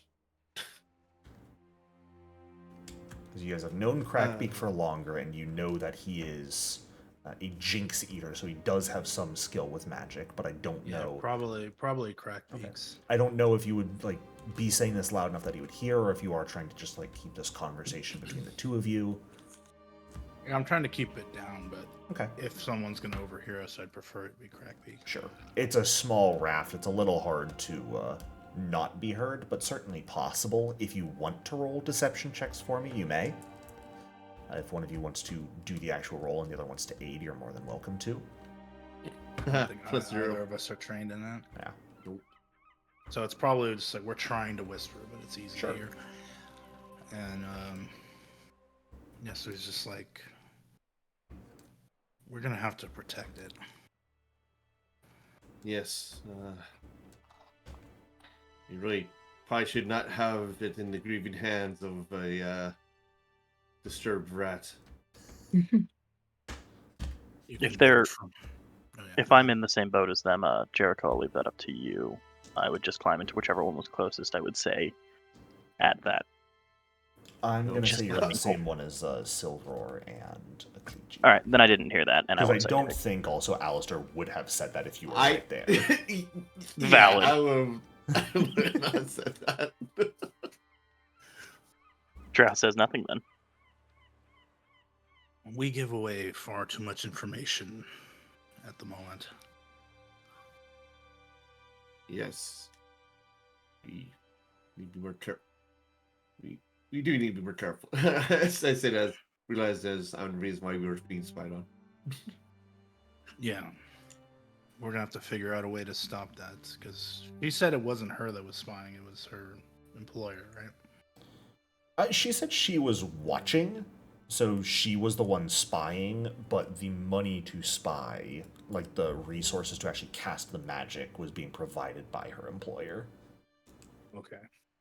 So it's very likely that while she was employed by that person, she wasn't just watching, she was probably sharing info. I'd say you could make that assumption pretty easily. Right. You should probably clarify whether or not she was the only one capable of doing this drawing. True. Do you have any ideas to protect the astrolabe? We could just keep it in the pouch, but We should see if it can be taken apart again.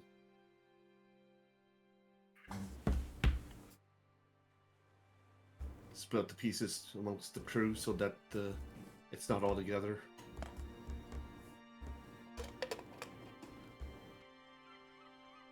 it's a possibility. It seemed rather firm in the hand, but maybe there is a way to get it to separate again. Now, to be fair, astrolabes are meant to be dismantled and reassembled. Okay. Because you would change the disc depending on where you were. Because the top part of the disc would have like the constellations that you're looking at. Mm-hmm. So, or like the topographic information. So that would change depending on where you are. So you would probably have multiple discs to put in there. So they technically, you're supposed to take them apart. You're supposed to be able to. Hopefully it works like a normal astrolabe then. This is a magical one, so there is that. Yes, I've There's never a magic encountered weird, one like, that can time create a stopping tidal wave. astrolabe. Well, we'll have to examine it when we get back to the ship and see if we can check There it are many again. questions. The device was not active when the tidal wave started, so who sent it? Yeah, that's right too. If anyone sent it at all. There's many questions. I don't think we made the connection of a certain song cursing their patron. Probably not. Did Drow make that connection just sitting here? You can make whatever connections you would like. If you want to specifically give me a roll for that, you may attempt to do so with a blind occultism check. Hopefully. But the rest of us would have no reason to suspect that, though. I don't even remember what Drow said. Drow was just complaining to Ticky about fucker better, be kinder if he wants me to go towards the water more. I was just kind of sassing my whatever deity I serve. I mean, the wave did start soon after that happened. Surely just a coincidence. Just a coincidence.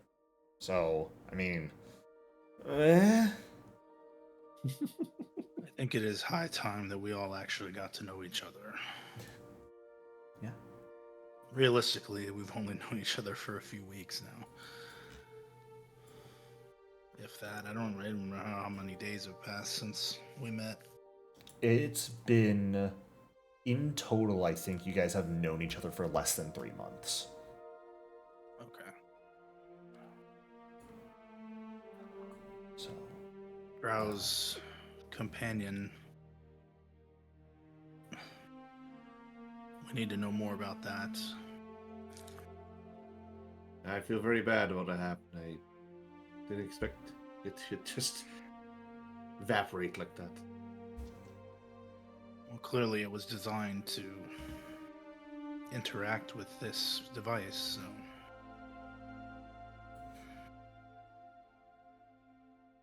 Where did he get it? That kind of thing. That would imply he has some sort of connection to the Devil's Tide, would it not? Probably. We need to find that out and...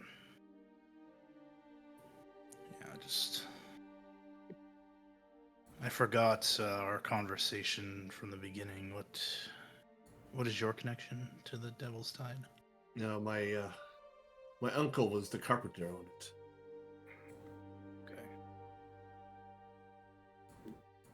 But these are questions we should all discuss on the ship, Yes. away from prying ears. It also doesn't take very long for the rafts to make their Um, way back. Oh, go ahead. Yeah, while Ecclegi's on the same raft as Silror, well, for one thing, Ecclegi is going to be like staring at her the entire time, which I'm sure Silror might get a little offended about. But No, oh, she good. seems to understand. She's just like sort of sitting by the side of the raft. She has a cane, like a very nice sort of walking cane, not one that you think she actually needs to help her walk, but she just uses for a little bit of extra pizzazz. Yeah. That's just like laid across her lap as she's sitting there and just sort of like gazing out over the ocean. She does occasionally like turn and look at you and smile, and otherwise just sort of looks out over the open water. At some point, Ecclegi will ask her, "What made you want to even become a devil in the first place?" Ah, well. It's a bit personal, but, in the interest of open and honesty, camaraderie between crewmates and all that, it was a bit more of an accident than anything else. I had a good friend of mine who was going to prison for stealing food for the two of us, and I wanted to get them out. I tried to study at the local library so that I could argue to get them freed, but nothing really. It didn't go as quickly as I wanted it to. So, in desperation and her announced punishment upcoming, I called out for aid. And what answered wasn't the divine I sought, but the divine I was going to get. And so here we are. Ecclegi's eyes kind of, her whole expression kind of softens at this. Ecclegi's not even going to roll the sense motive because she loves a good sob story anyways, and she's willing to believe at face value. And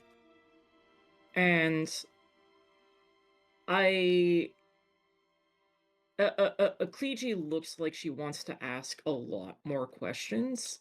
But knowing that Silwar was just suddenly very vulnerable with her, she stops herself from digging too much deeper and just nods and says, "I'm sorry that happened. Did this person of yours, did they at least get out, or?"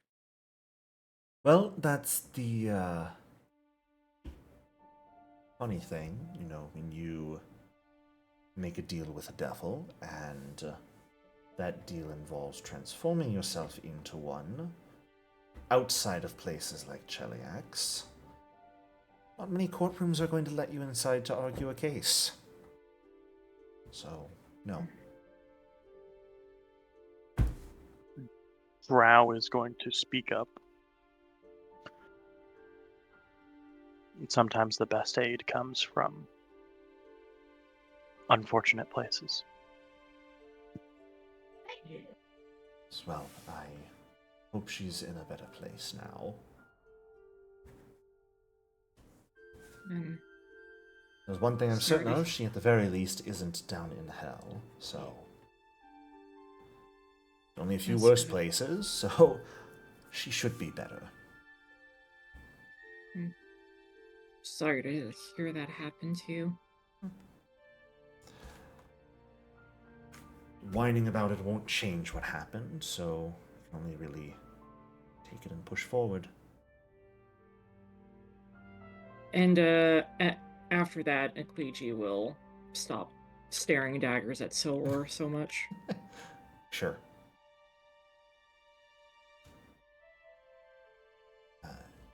Following that, it does not take very long before you all on the rafts get back to the ship and are able to climb the side ladders back onto the deck of your own ship and return to Jormungandr with Sea Spray, Silroar, Crackbeak, and Tabani both sort of nod at you guys. Tabani immediately sort of heads back up towards the wheel as Crackbeak takes a long look at Kin and Alistair, but doesn't say anything, and makes his way down the stairs to below decks.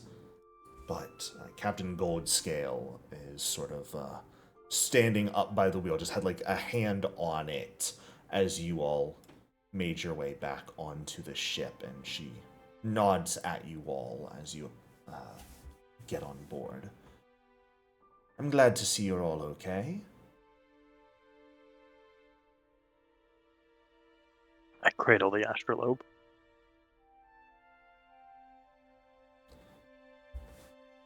I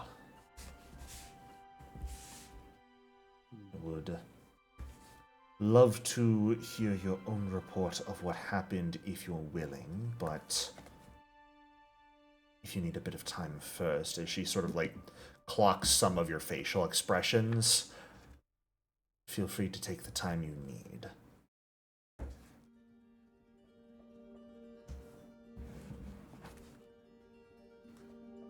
Thank you, Captain.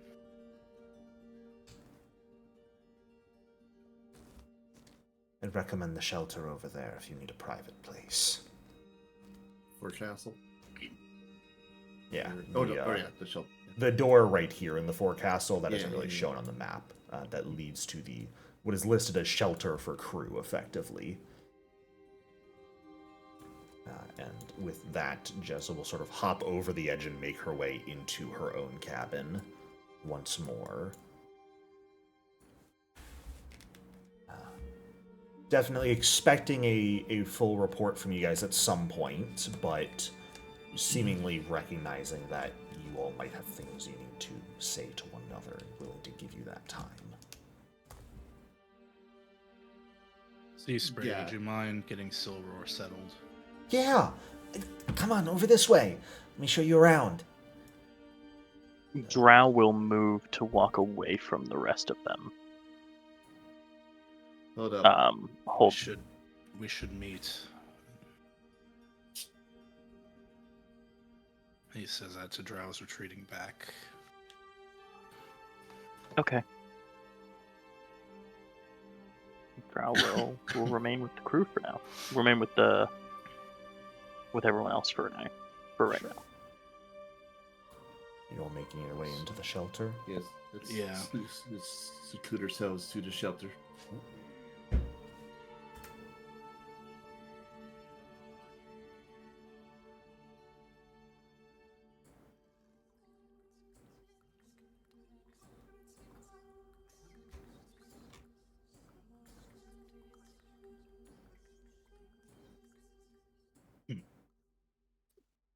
The door shuts. Yeah. And I'll stand in front of it. All right, as you all make your way into the sort of lounge area of the ship for now, since it's not a storm shelter at this moment in time. Shut the door behind you. You have a full, uninterrupted moment of quiet amongst yourselves to speak.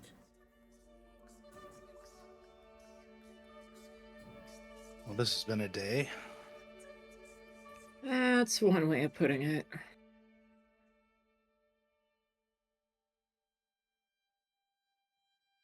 I was speaking with Alistair on the other raft, but I thought we should actually get to know each other on a better level. Clearly, Drow, you play a bigger part in the same shared history we all have that we didn't know about. I don't know what you're talking about. Well, our astrolabe was clearly intended for Ticky. Where did you find Ticky, or did you build him? No. He, I'll look at Alistair. He was next to me when I woke up. After From dying. Not from like a nap or anything. The long nap. How did you die? Wait, I'm gonna shake out my wet fur and not answer that question. if you died, how are you here? What a wonderful question. One I wish I knew the answer to. You've talked about drowning before, right? Yeah, That's I've been mentioned all it. of us. I've mentioned it offhand how much I detest drowning, and it's been very clear that Drow hates the water.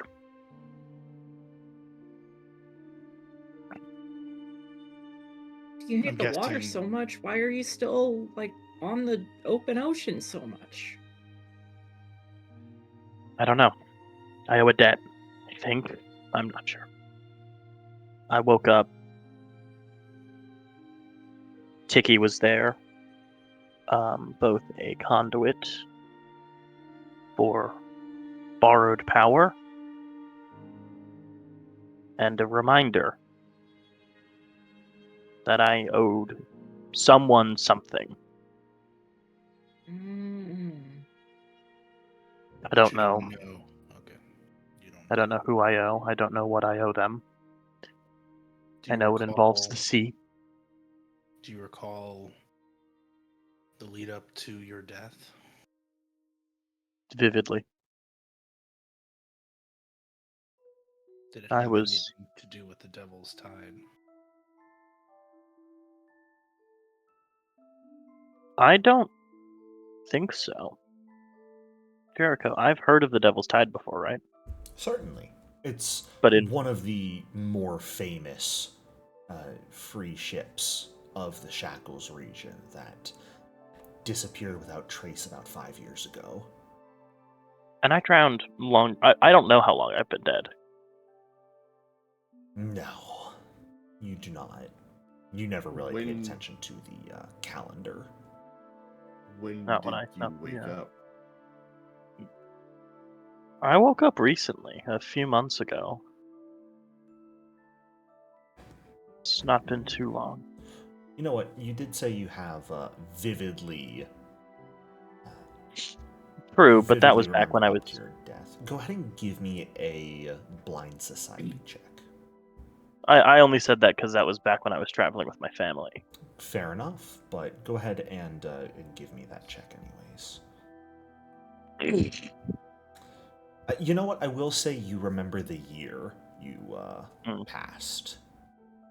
If the Devil's Tide sank in 4719 AR, from your memory, the last year before 4724 that you remember is 4712. The Devil's Tide, yeah. So it's really And more active. that like you've heard about the Devil's Tide sort of back when it was first starting out, and you know, after you woke back up, you heard about it having gone missing. Devil's Tide, right? That was that band of rookies just starting out. They're gone now, though, right? Went missing a few years back. Yes, we all have ties to them. Not me. Their legend is much larger than you Legend? imply.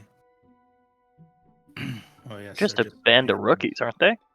No, they were renowned. They were nothing back when when they first started sailing back when I was a kid. You do know what year it is right now, right? Do I? Do we? I don't think I don't think Drow would have checked a calendar for this exact fear. I think Drow's afraid of how long it's been, and I don't think he would have checked a calendar. So it's currently 24. Sorry. No, I'm asking Jericho. That is correct. And I drowned in 12. Yep. I'll just tell him the year. No, it's Some time has considerable time has passed since you yeah. weren't with the living. Yes.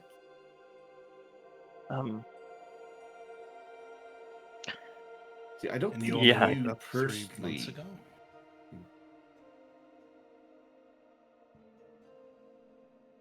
Yeah.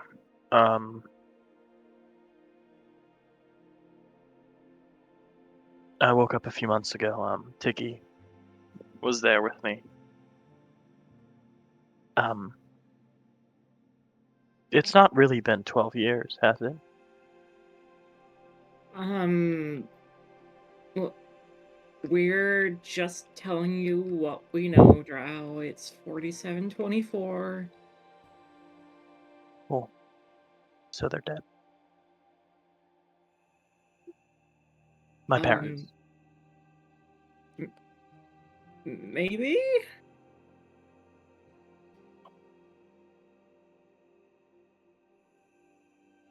Who knows? Maybe there's a chance they're still alive, but Maybe. Maybe. Yeah. Yeah.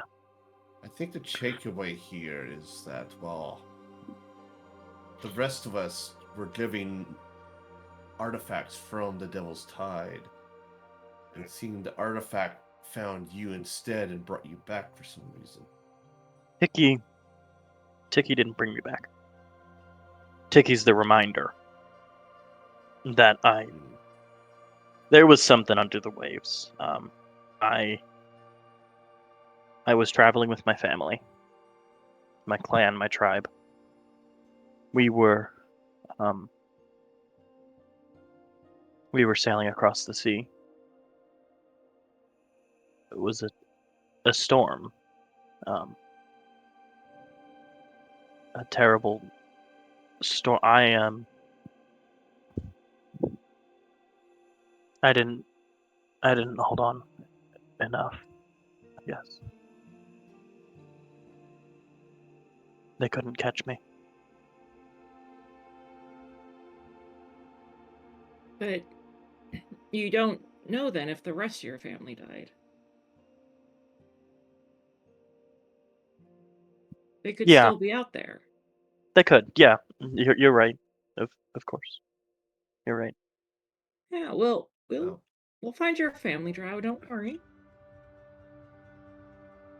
Well, more Yeah. to the point, what I was getting at is Ticky is related to the astrolabe, and whatever we don't know the origins of the astrolabe is the thing.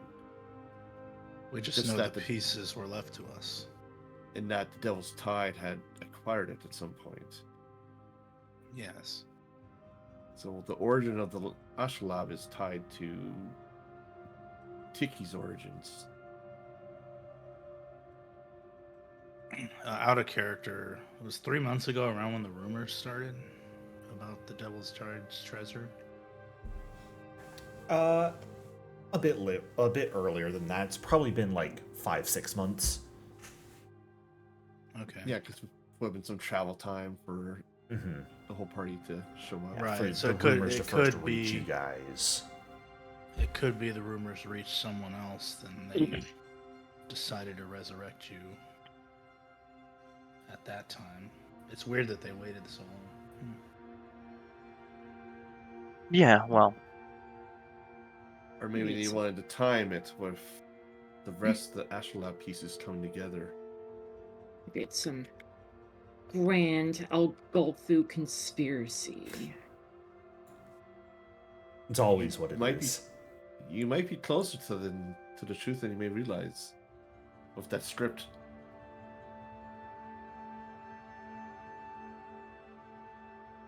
Could be.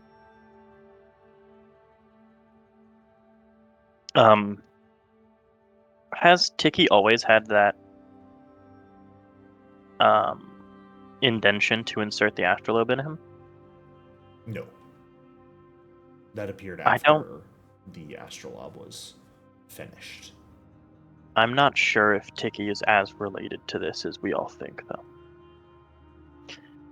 Whatever slot this thing, as I pat the astrolabe, got inserted into, that never existed before today. Maybe you just never noticed it. I don't think so. It's the first time he's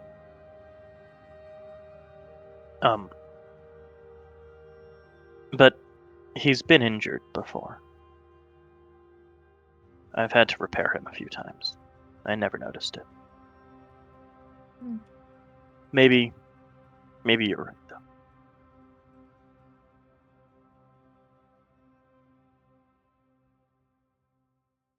So how did you all become in possession of this treasure?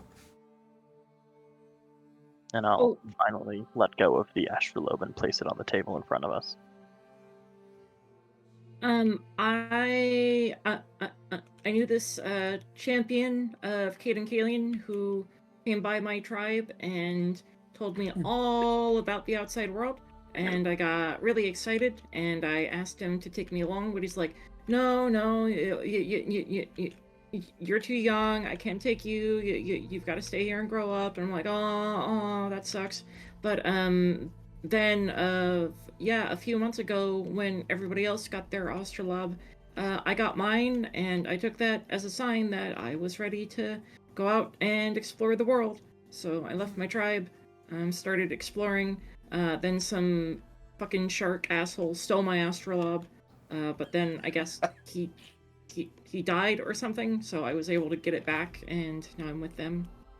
He died in my hands. Yeah. I would say sorry, but didn't you know him for like a day? Yes, but I had tried everything in my power to save him, and I failed in that moment. Sorry.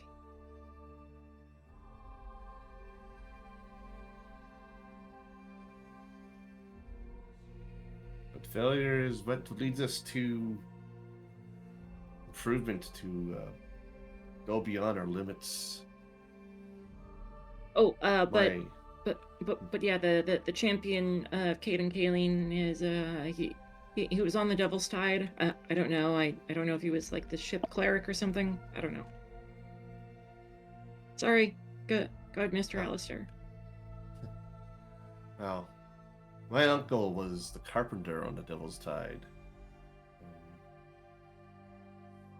Well, a big part of the reason why I'm able to be here today is because he came back to Taldor to visit, and that was when I was stricken with illness.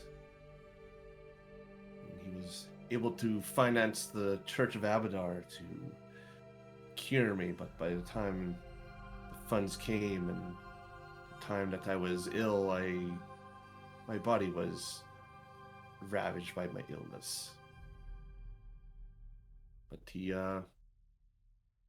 also gave me the Book of Bree, and from that I taught myself about mechanics, and I shedded my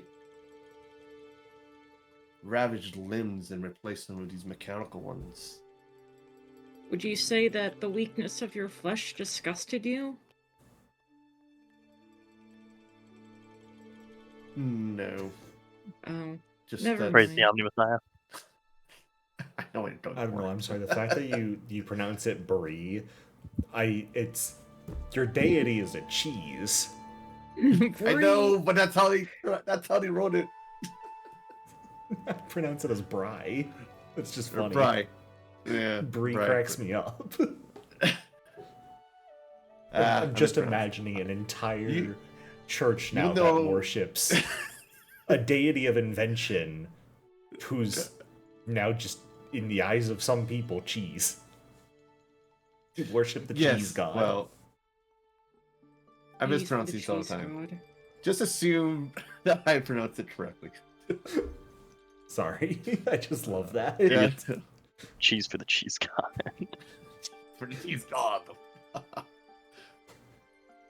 But once I had learned that the Devil's Tide was missing, and I had the astrolabe piece, I decided.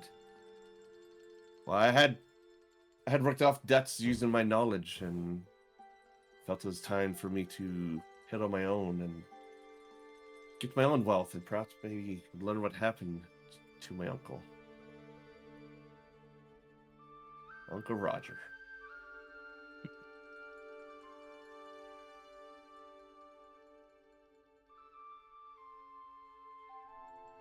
Might not be the most thrilling tale, but there's my tale nonetheless.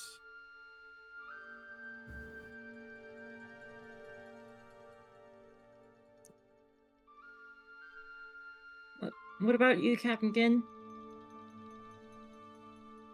My connection is through a woman named Rosalie, who was a member of that ship's crew. Guess you could call her a benefactor. I'm not sure what our actual... It's a very strange relationship. Oh, I get it. Yeah, I get it. She caught me attempting to pick her pocket when I was young. Instead of punishing me, though, she took me in. When I was 14, I think it was. Before that, I was on the streets.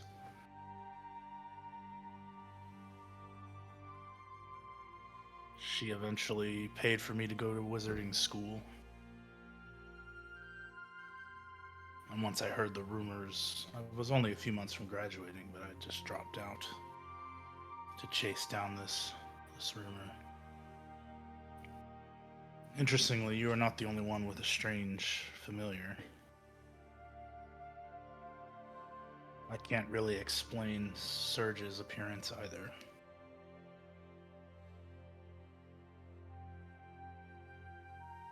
It was during class when we had to summon one. I intended to summon,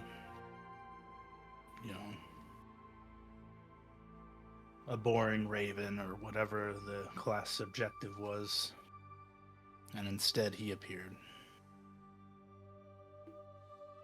So, there is that.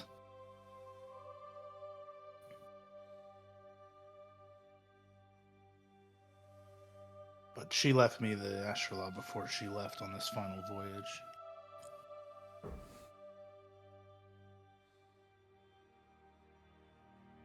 I intend to find that ship. I'm hoping you'll join me on that endeavor.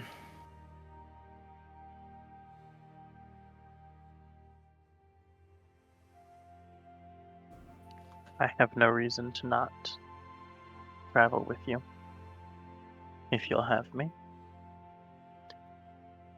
As I said, my destiny lies at sea. Something wants me here, despite my wishes. And Go ahead.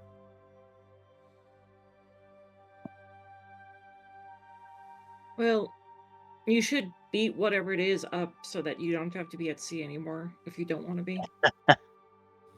yes, I'll let you know, Akiji, when Well, I find it. Yeah, let me know if you need any help beating it up. I'll be there. I'll help you beat it up.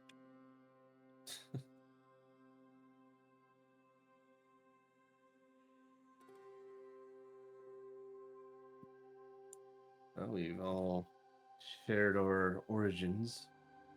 Yeah. Is there anything else you'd like to talk about with one another? Do you want to go give your report to the captain? What do you want to do from here? I would say the Devil's Tide was rumored to have been searching for a myth. Something that could control the sea itself, if I recall correctly. Looks like we found it. Yeah, that's kind of scary. It would seem they found it. I don't know how I feel about having something like this. Can I examine the astrolabe now that we're talking about it? Sure. Try to see if it can be dismantled again. Yeah. I'm not even going to require a check for that. Taking a look over the entire construction at this point, the strange metal that's filling in for the two missing fragments seems to have almost melded perfectly with the rest of the fragments and almost melted it all together into one piece. You do not see an easy way to take it apart from here. So much for that idea. Again, you spoke of that we may be a little bit too free of information. I think at the very least we should keep Captain Goldscale in the loop. Why? Is she someone we can trust? Well, she was the... Words fail me. Is she someone who, if knowing an object that can control both time and the sea itself rests upon her ship, is she the kind of person who would let us walk away with it? I get that you all won this ship fair and square, and I understand that they're here to teach us the ropes. And I do want to say specifically kin.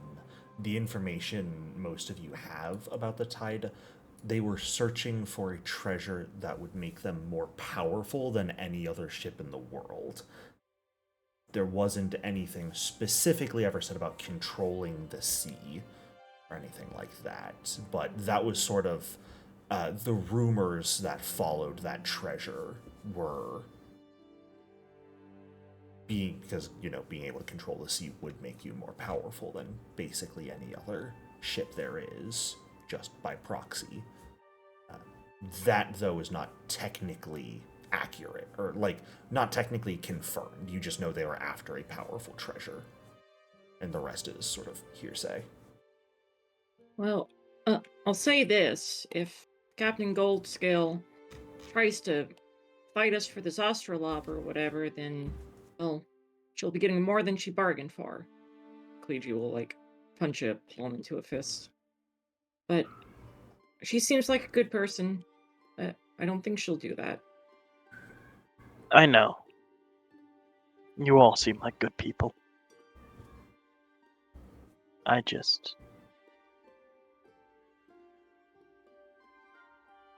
It's not been a kind few months to me.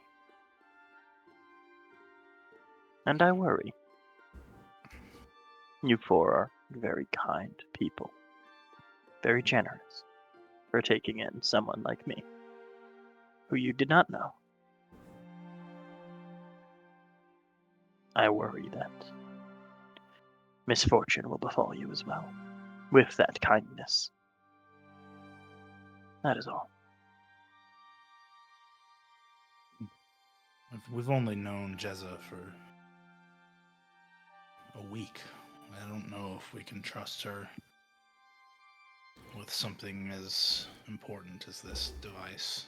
You do know she, like Crackbeak, was once a member of the Devil's Tide's crew. Yeah. Oh, okay. She has That associated. changes it She's then. with the She two of searched them. for them. As a general reminder, Crackbeak had left the Devil's Tide due to an injury, and by the time he had recovered, they had set out on their final voyage, and so he didn't have the chance to rejoin them. Jezza had left them on amicable terms to become the captain of her own ship, as far as you are aware. And she Gotcha. spent a lot of time looking for them herself. Yes, she spent the last couple years, realistically, searching for them and hasn't found them. As she claims, at least. Well, we don't have to tell her everything, I suppose, but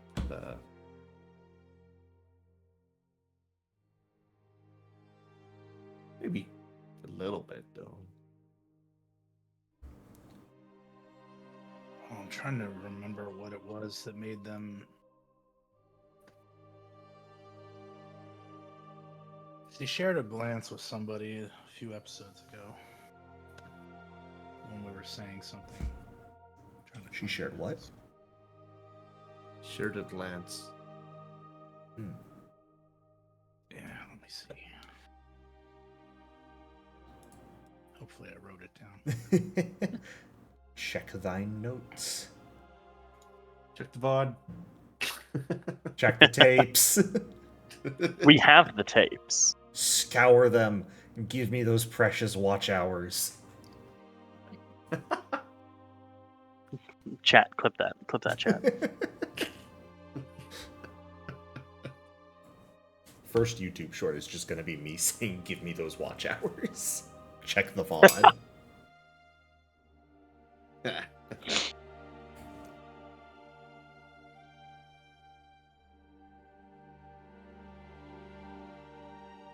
It must have been one of the other captains when we were.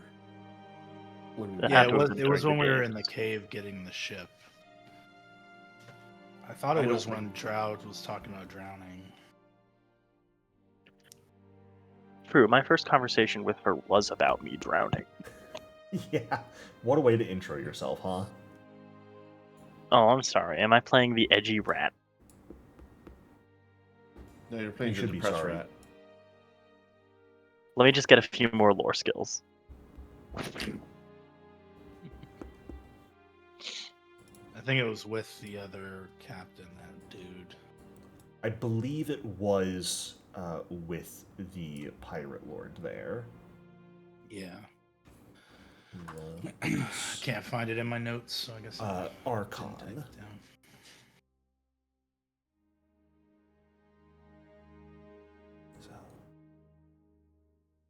So that's lost to time. If we don't remember it, obviously it wasn't important enough, right? Right? Right? Absolutely. And hey, it just makes sense for your characters to forget about it, given everything that's happened. So, what is the plan to do from here? Well, so what shall we tell Goldscale then, if we're going to admit anything? Ecclesia's up for telling Goldscale everything.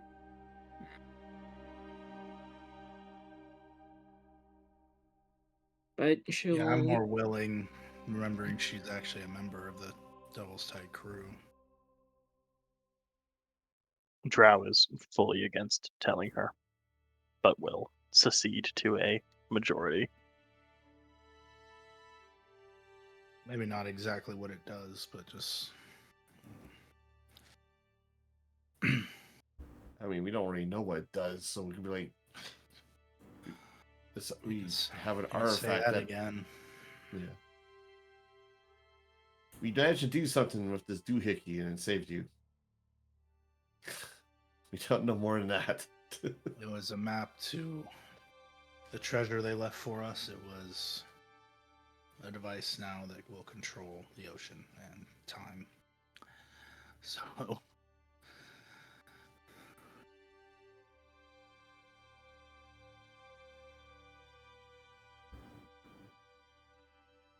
We just need to be careful with who finds out about this. Silver already knows too much. Which is why I allowed her on the ship. I think we have to get a contract with her and have her serve. Otherwise, she could just tell someone else about this thing. Could end the contract. Contracts aren't the worst things in the world. Laying out equivocal terms for both of us. Not the end of the world. Exactly. Plus, with what she told the two of us, and I'll recount her depressing tale, which may or may not be true. None of us checked. I'll recount her tale for the rest of the crew.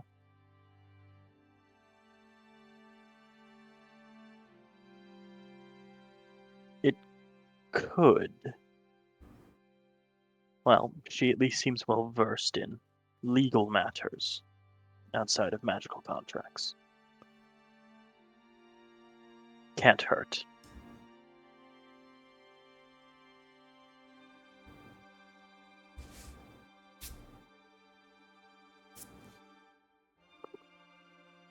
That's true.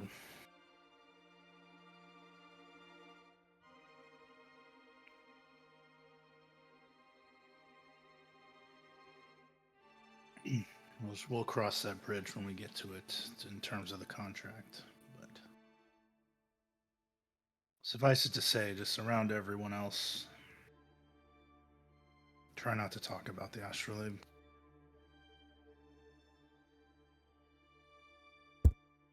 Enough. All right. So, do you wish to sort of work with Silror on contract? Do you wish to go report to the captain? As this conversation sort of comes to a close? Probably report to the captain first, I think. All right. Yeah. As you all finish up your conversation, and you're free to move yourselves over to the captain's quarters. As you Jump across that ocean. knock on the door and make your way inside. You haven't really entered the captain's quarters before, but you do see a pretty well put together space. There's a large bed with a privacy screen next to it. There is a set of bookshelves that are somewhat sparse against the back walls.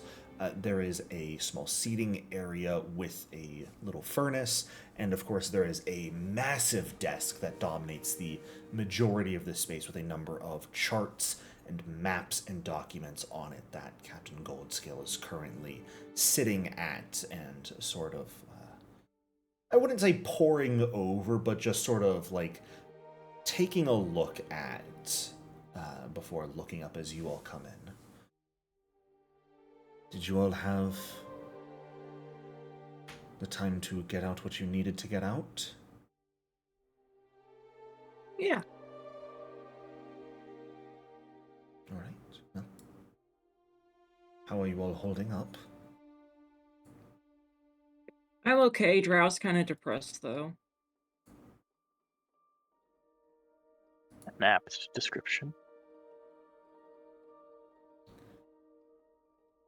Well, tell me, what all happened for you all? We only have a limited understanding of what occurred. Yeah, Would so like- we fought the eels. We went bang, bang, bang, and they went whoo, and then we saw the wave coming over. It's like swoosh, and we're like, oh no, no, no, and then the pieces went boo, and we're like, ah, and then we like spun, and then yeah. He'll face palm. She, Drow like, says nothing. deep breath, shifts her gaze to Alistair and then Kin. Would one of the two more detail-oriented expound upon Ecclesi's description, please? I thought it was Yes. a pretty detailed explanation. We were forced to fight some eels, I think I understood that part. and after we dealt with them, while we were nursing some of our wounds and continuing with our tasks, we noticed the tidal wave coming at the ship, All right. which I am told you all saw, but you were frozen in place.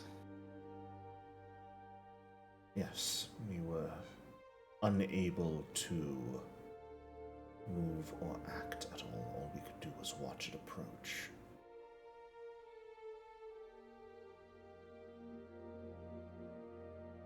I mean, what do you know of the artifacts that your former crew left to us?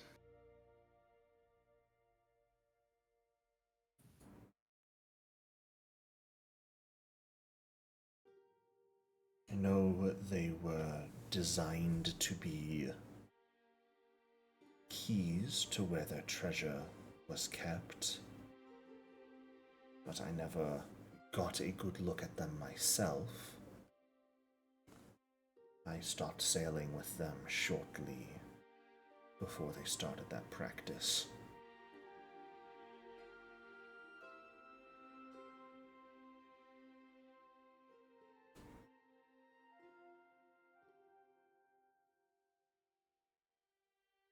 I'm just waiting to see how Kim responds. Yeah, I'm thinking about it. Take your time.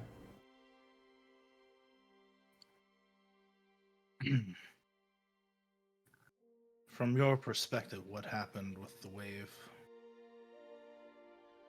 The wave was bearing down on us. Then a fog arose. And then, when the fog cleared, the wave was gone.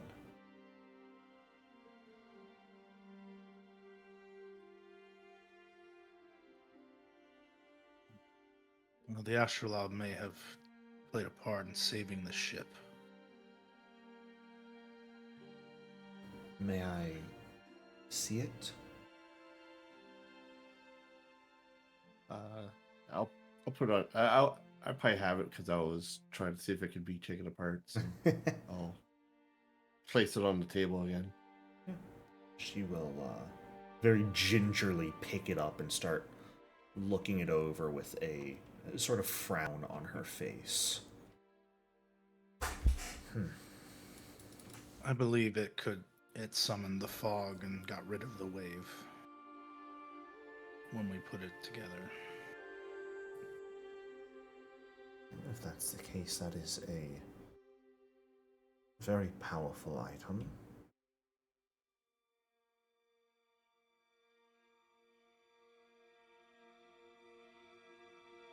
Do you have any idea where they found this magic? No, I don't.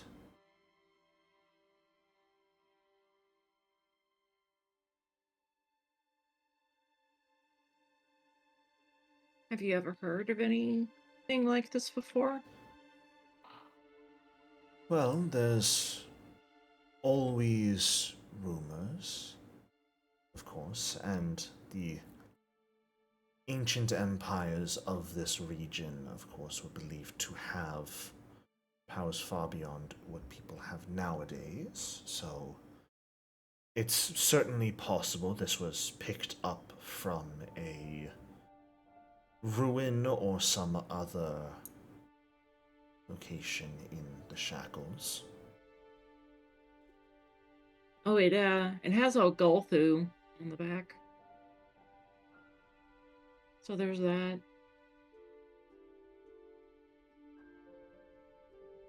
Is that a language you speak? No, it is not. But just the knowledge of that language being on it is concerning in its own right, since could really be from any time period then. Anything from a few years to thousands of years old. Do you think they found this device? They didn't make it themselves?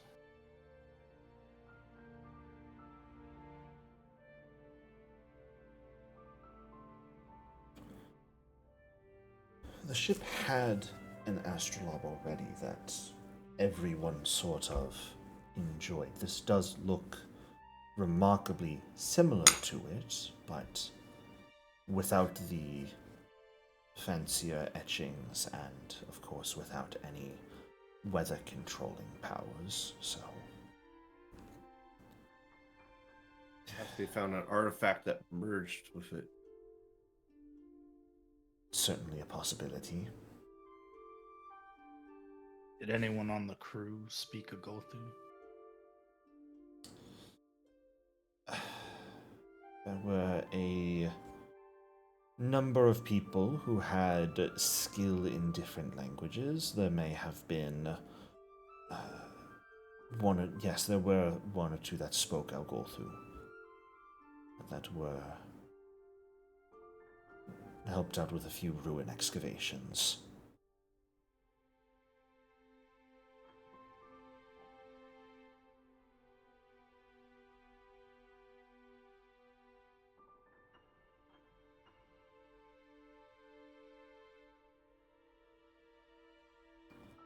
Do you remember their names? Jezzo would. I, Jericho, do not. Cringe. Because while I have described the entire crew of the Jormungandr, I have not actively gone and written up the entire crew of the Jormungandr, or of the Devil's Tide. My immersion is shattered. Fantasy. I'm aware. Opening up fantasy name generator right now. Right.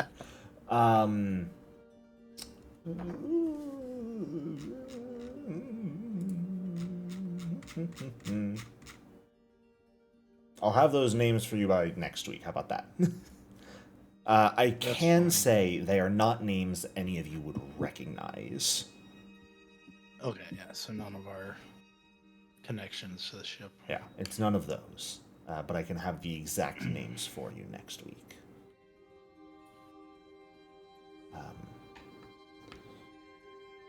Well, this is your item. So it is only right that what is done with it is left to you. I would caution...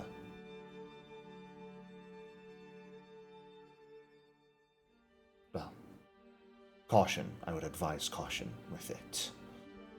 After all, we don't exactly know what it is capable of, but if it is capable of summoning fog and controlling waves and destroying ships, then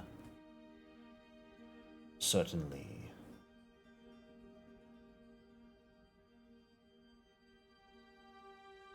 it's not something to be used carelessly. Can I sense motive Sure. on specifically her saying that this is ours to keep? Yeah.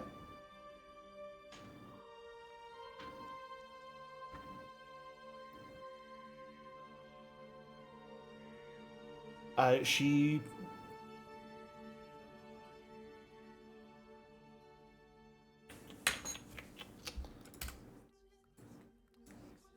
God, you're taking a long time to say something. I'm aware.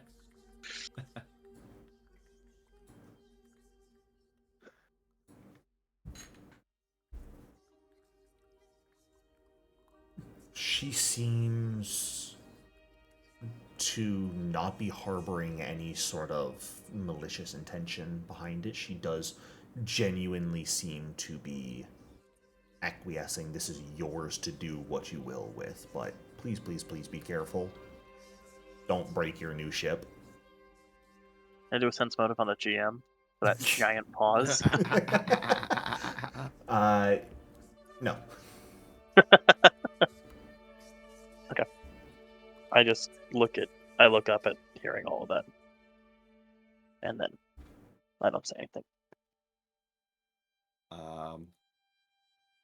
I'd like to do a different kind of sense motive.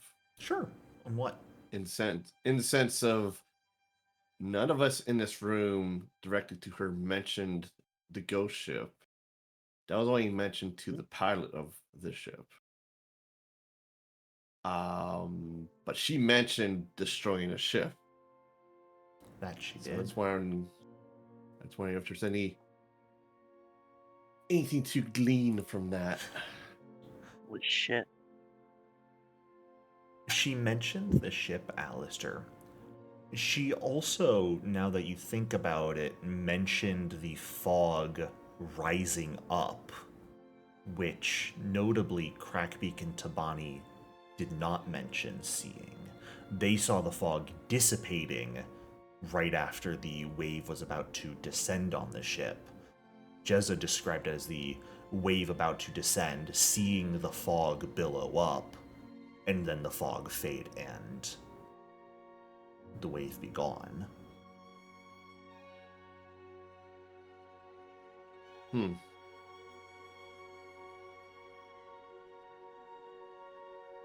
Interesting. Not sure what to make of that. So we have some slightly contradictory stories going on here. There were other people who saw the wave rise up. Sea Spray, but she was frozen in time. That's correct. So it sounds like Captain Jezza was not frozen in time. But they could still observe, as was the implication. Not while time was frozen, because the other two people said that they saw the fog recede. The fog only started rising after time was frozen. So for Jezza to say that she saw the fog rose means that she was aware, like Silor was, during stopped time. And then the ghost ship could also move during stopped time, but that disappeared after Ticky fused with the astrolabe. So, and then in the intervening time, when time resumed and Ticky fused with the astrolabe, the ghost ship was completely covered by the tidal wave, which we had turned around to go towards it, rather than the Jormungandr. So there's no way anyone could have seen that ship unless some fuck shit's happening. Drow says none of this because he has not had a single one of these thoughts and is just sad in the corner. This is Destiny's thoughts. It is possible she was debriefed by her own crew who had heard about the ship. So this could just be a congregation of all the testimonies of her own crew. It's the fog raising that. Like, yeah. I hate being meta, but it is also Jericho's long pause. But majority it is the fog raising that gets me. That she mentioned she saw the fog raise, because that's something that we didn't mention to anyone and no one else saw. Because the only people who were conscious during the fog raising were us, Silor, and the ghost ship. How did you describe it? It was just that there was suddenly fog? Everyone else described it. Yeah, everyone else described it as there was a wave about to crash, and then the next thing they knew, the wave was gone, and there was a fog that was receding. Yeah, but Jezza described the fog as approaching. She knew that the fog had arrived and had, like, slowly grown, which is something that we've not told anyone. Right. That's not a fact that we have said to any person. We talked about the ghost ship, yes, but not about the fog. Again, this is all destiny. If you ask Drow any of this shit, he's just gonna go, what? I'm sad. My parents are dead. He was purposely vague about what happened. I think the fog took away the wave. Drow has only spoken to you guys. He definitely didn't mention another ship or controlling the ocean. Akiji did mention the ship to what's his name, to Thabani and Crackbeak. True, but he did it in a very ecclesial, or she did it in a very ecclesial way. Did you The see the ghost ecclesial ship? way. I'll How much stock did he put in it? Well, I will pick up the astrolabe, but I will sort of, as I pick it up, like, you saw the fog come in.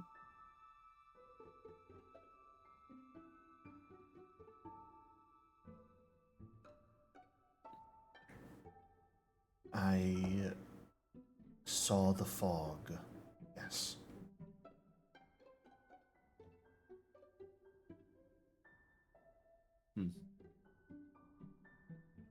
She didn't Is she? answer the question. Yeah, I noticed that. I'm just annoyed now because I've said that my character doesn't know what's happening, so I can't comment on it now. Fuck. What happens when you make a sad drowned rat? I'm so sad. I'll stow the astrolabe for now in a pouch. I'm like, You put the astrolabe away, and you all sort of stand at this slightly odd impasse as some of you have caught on that your captain might have seen things that no one else saw and really should have seen, and has information she shouldn't, based on what you all know at least. That's where we're going to end the session for today. Thank you all so much for playing. An intrigue, Cliffy. I hope you all enjoyed, and I shall see you all next week. Have a good one. Thank you very much, Mr. Jericho.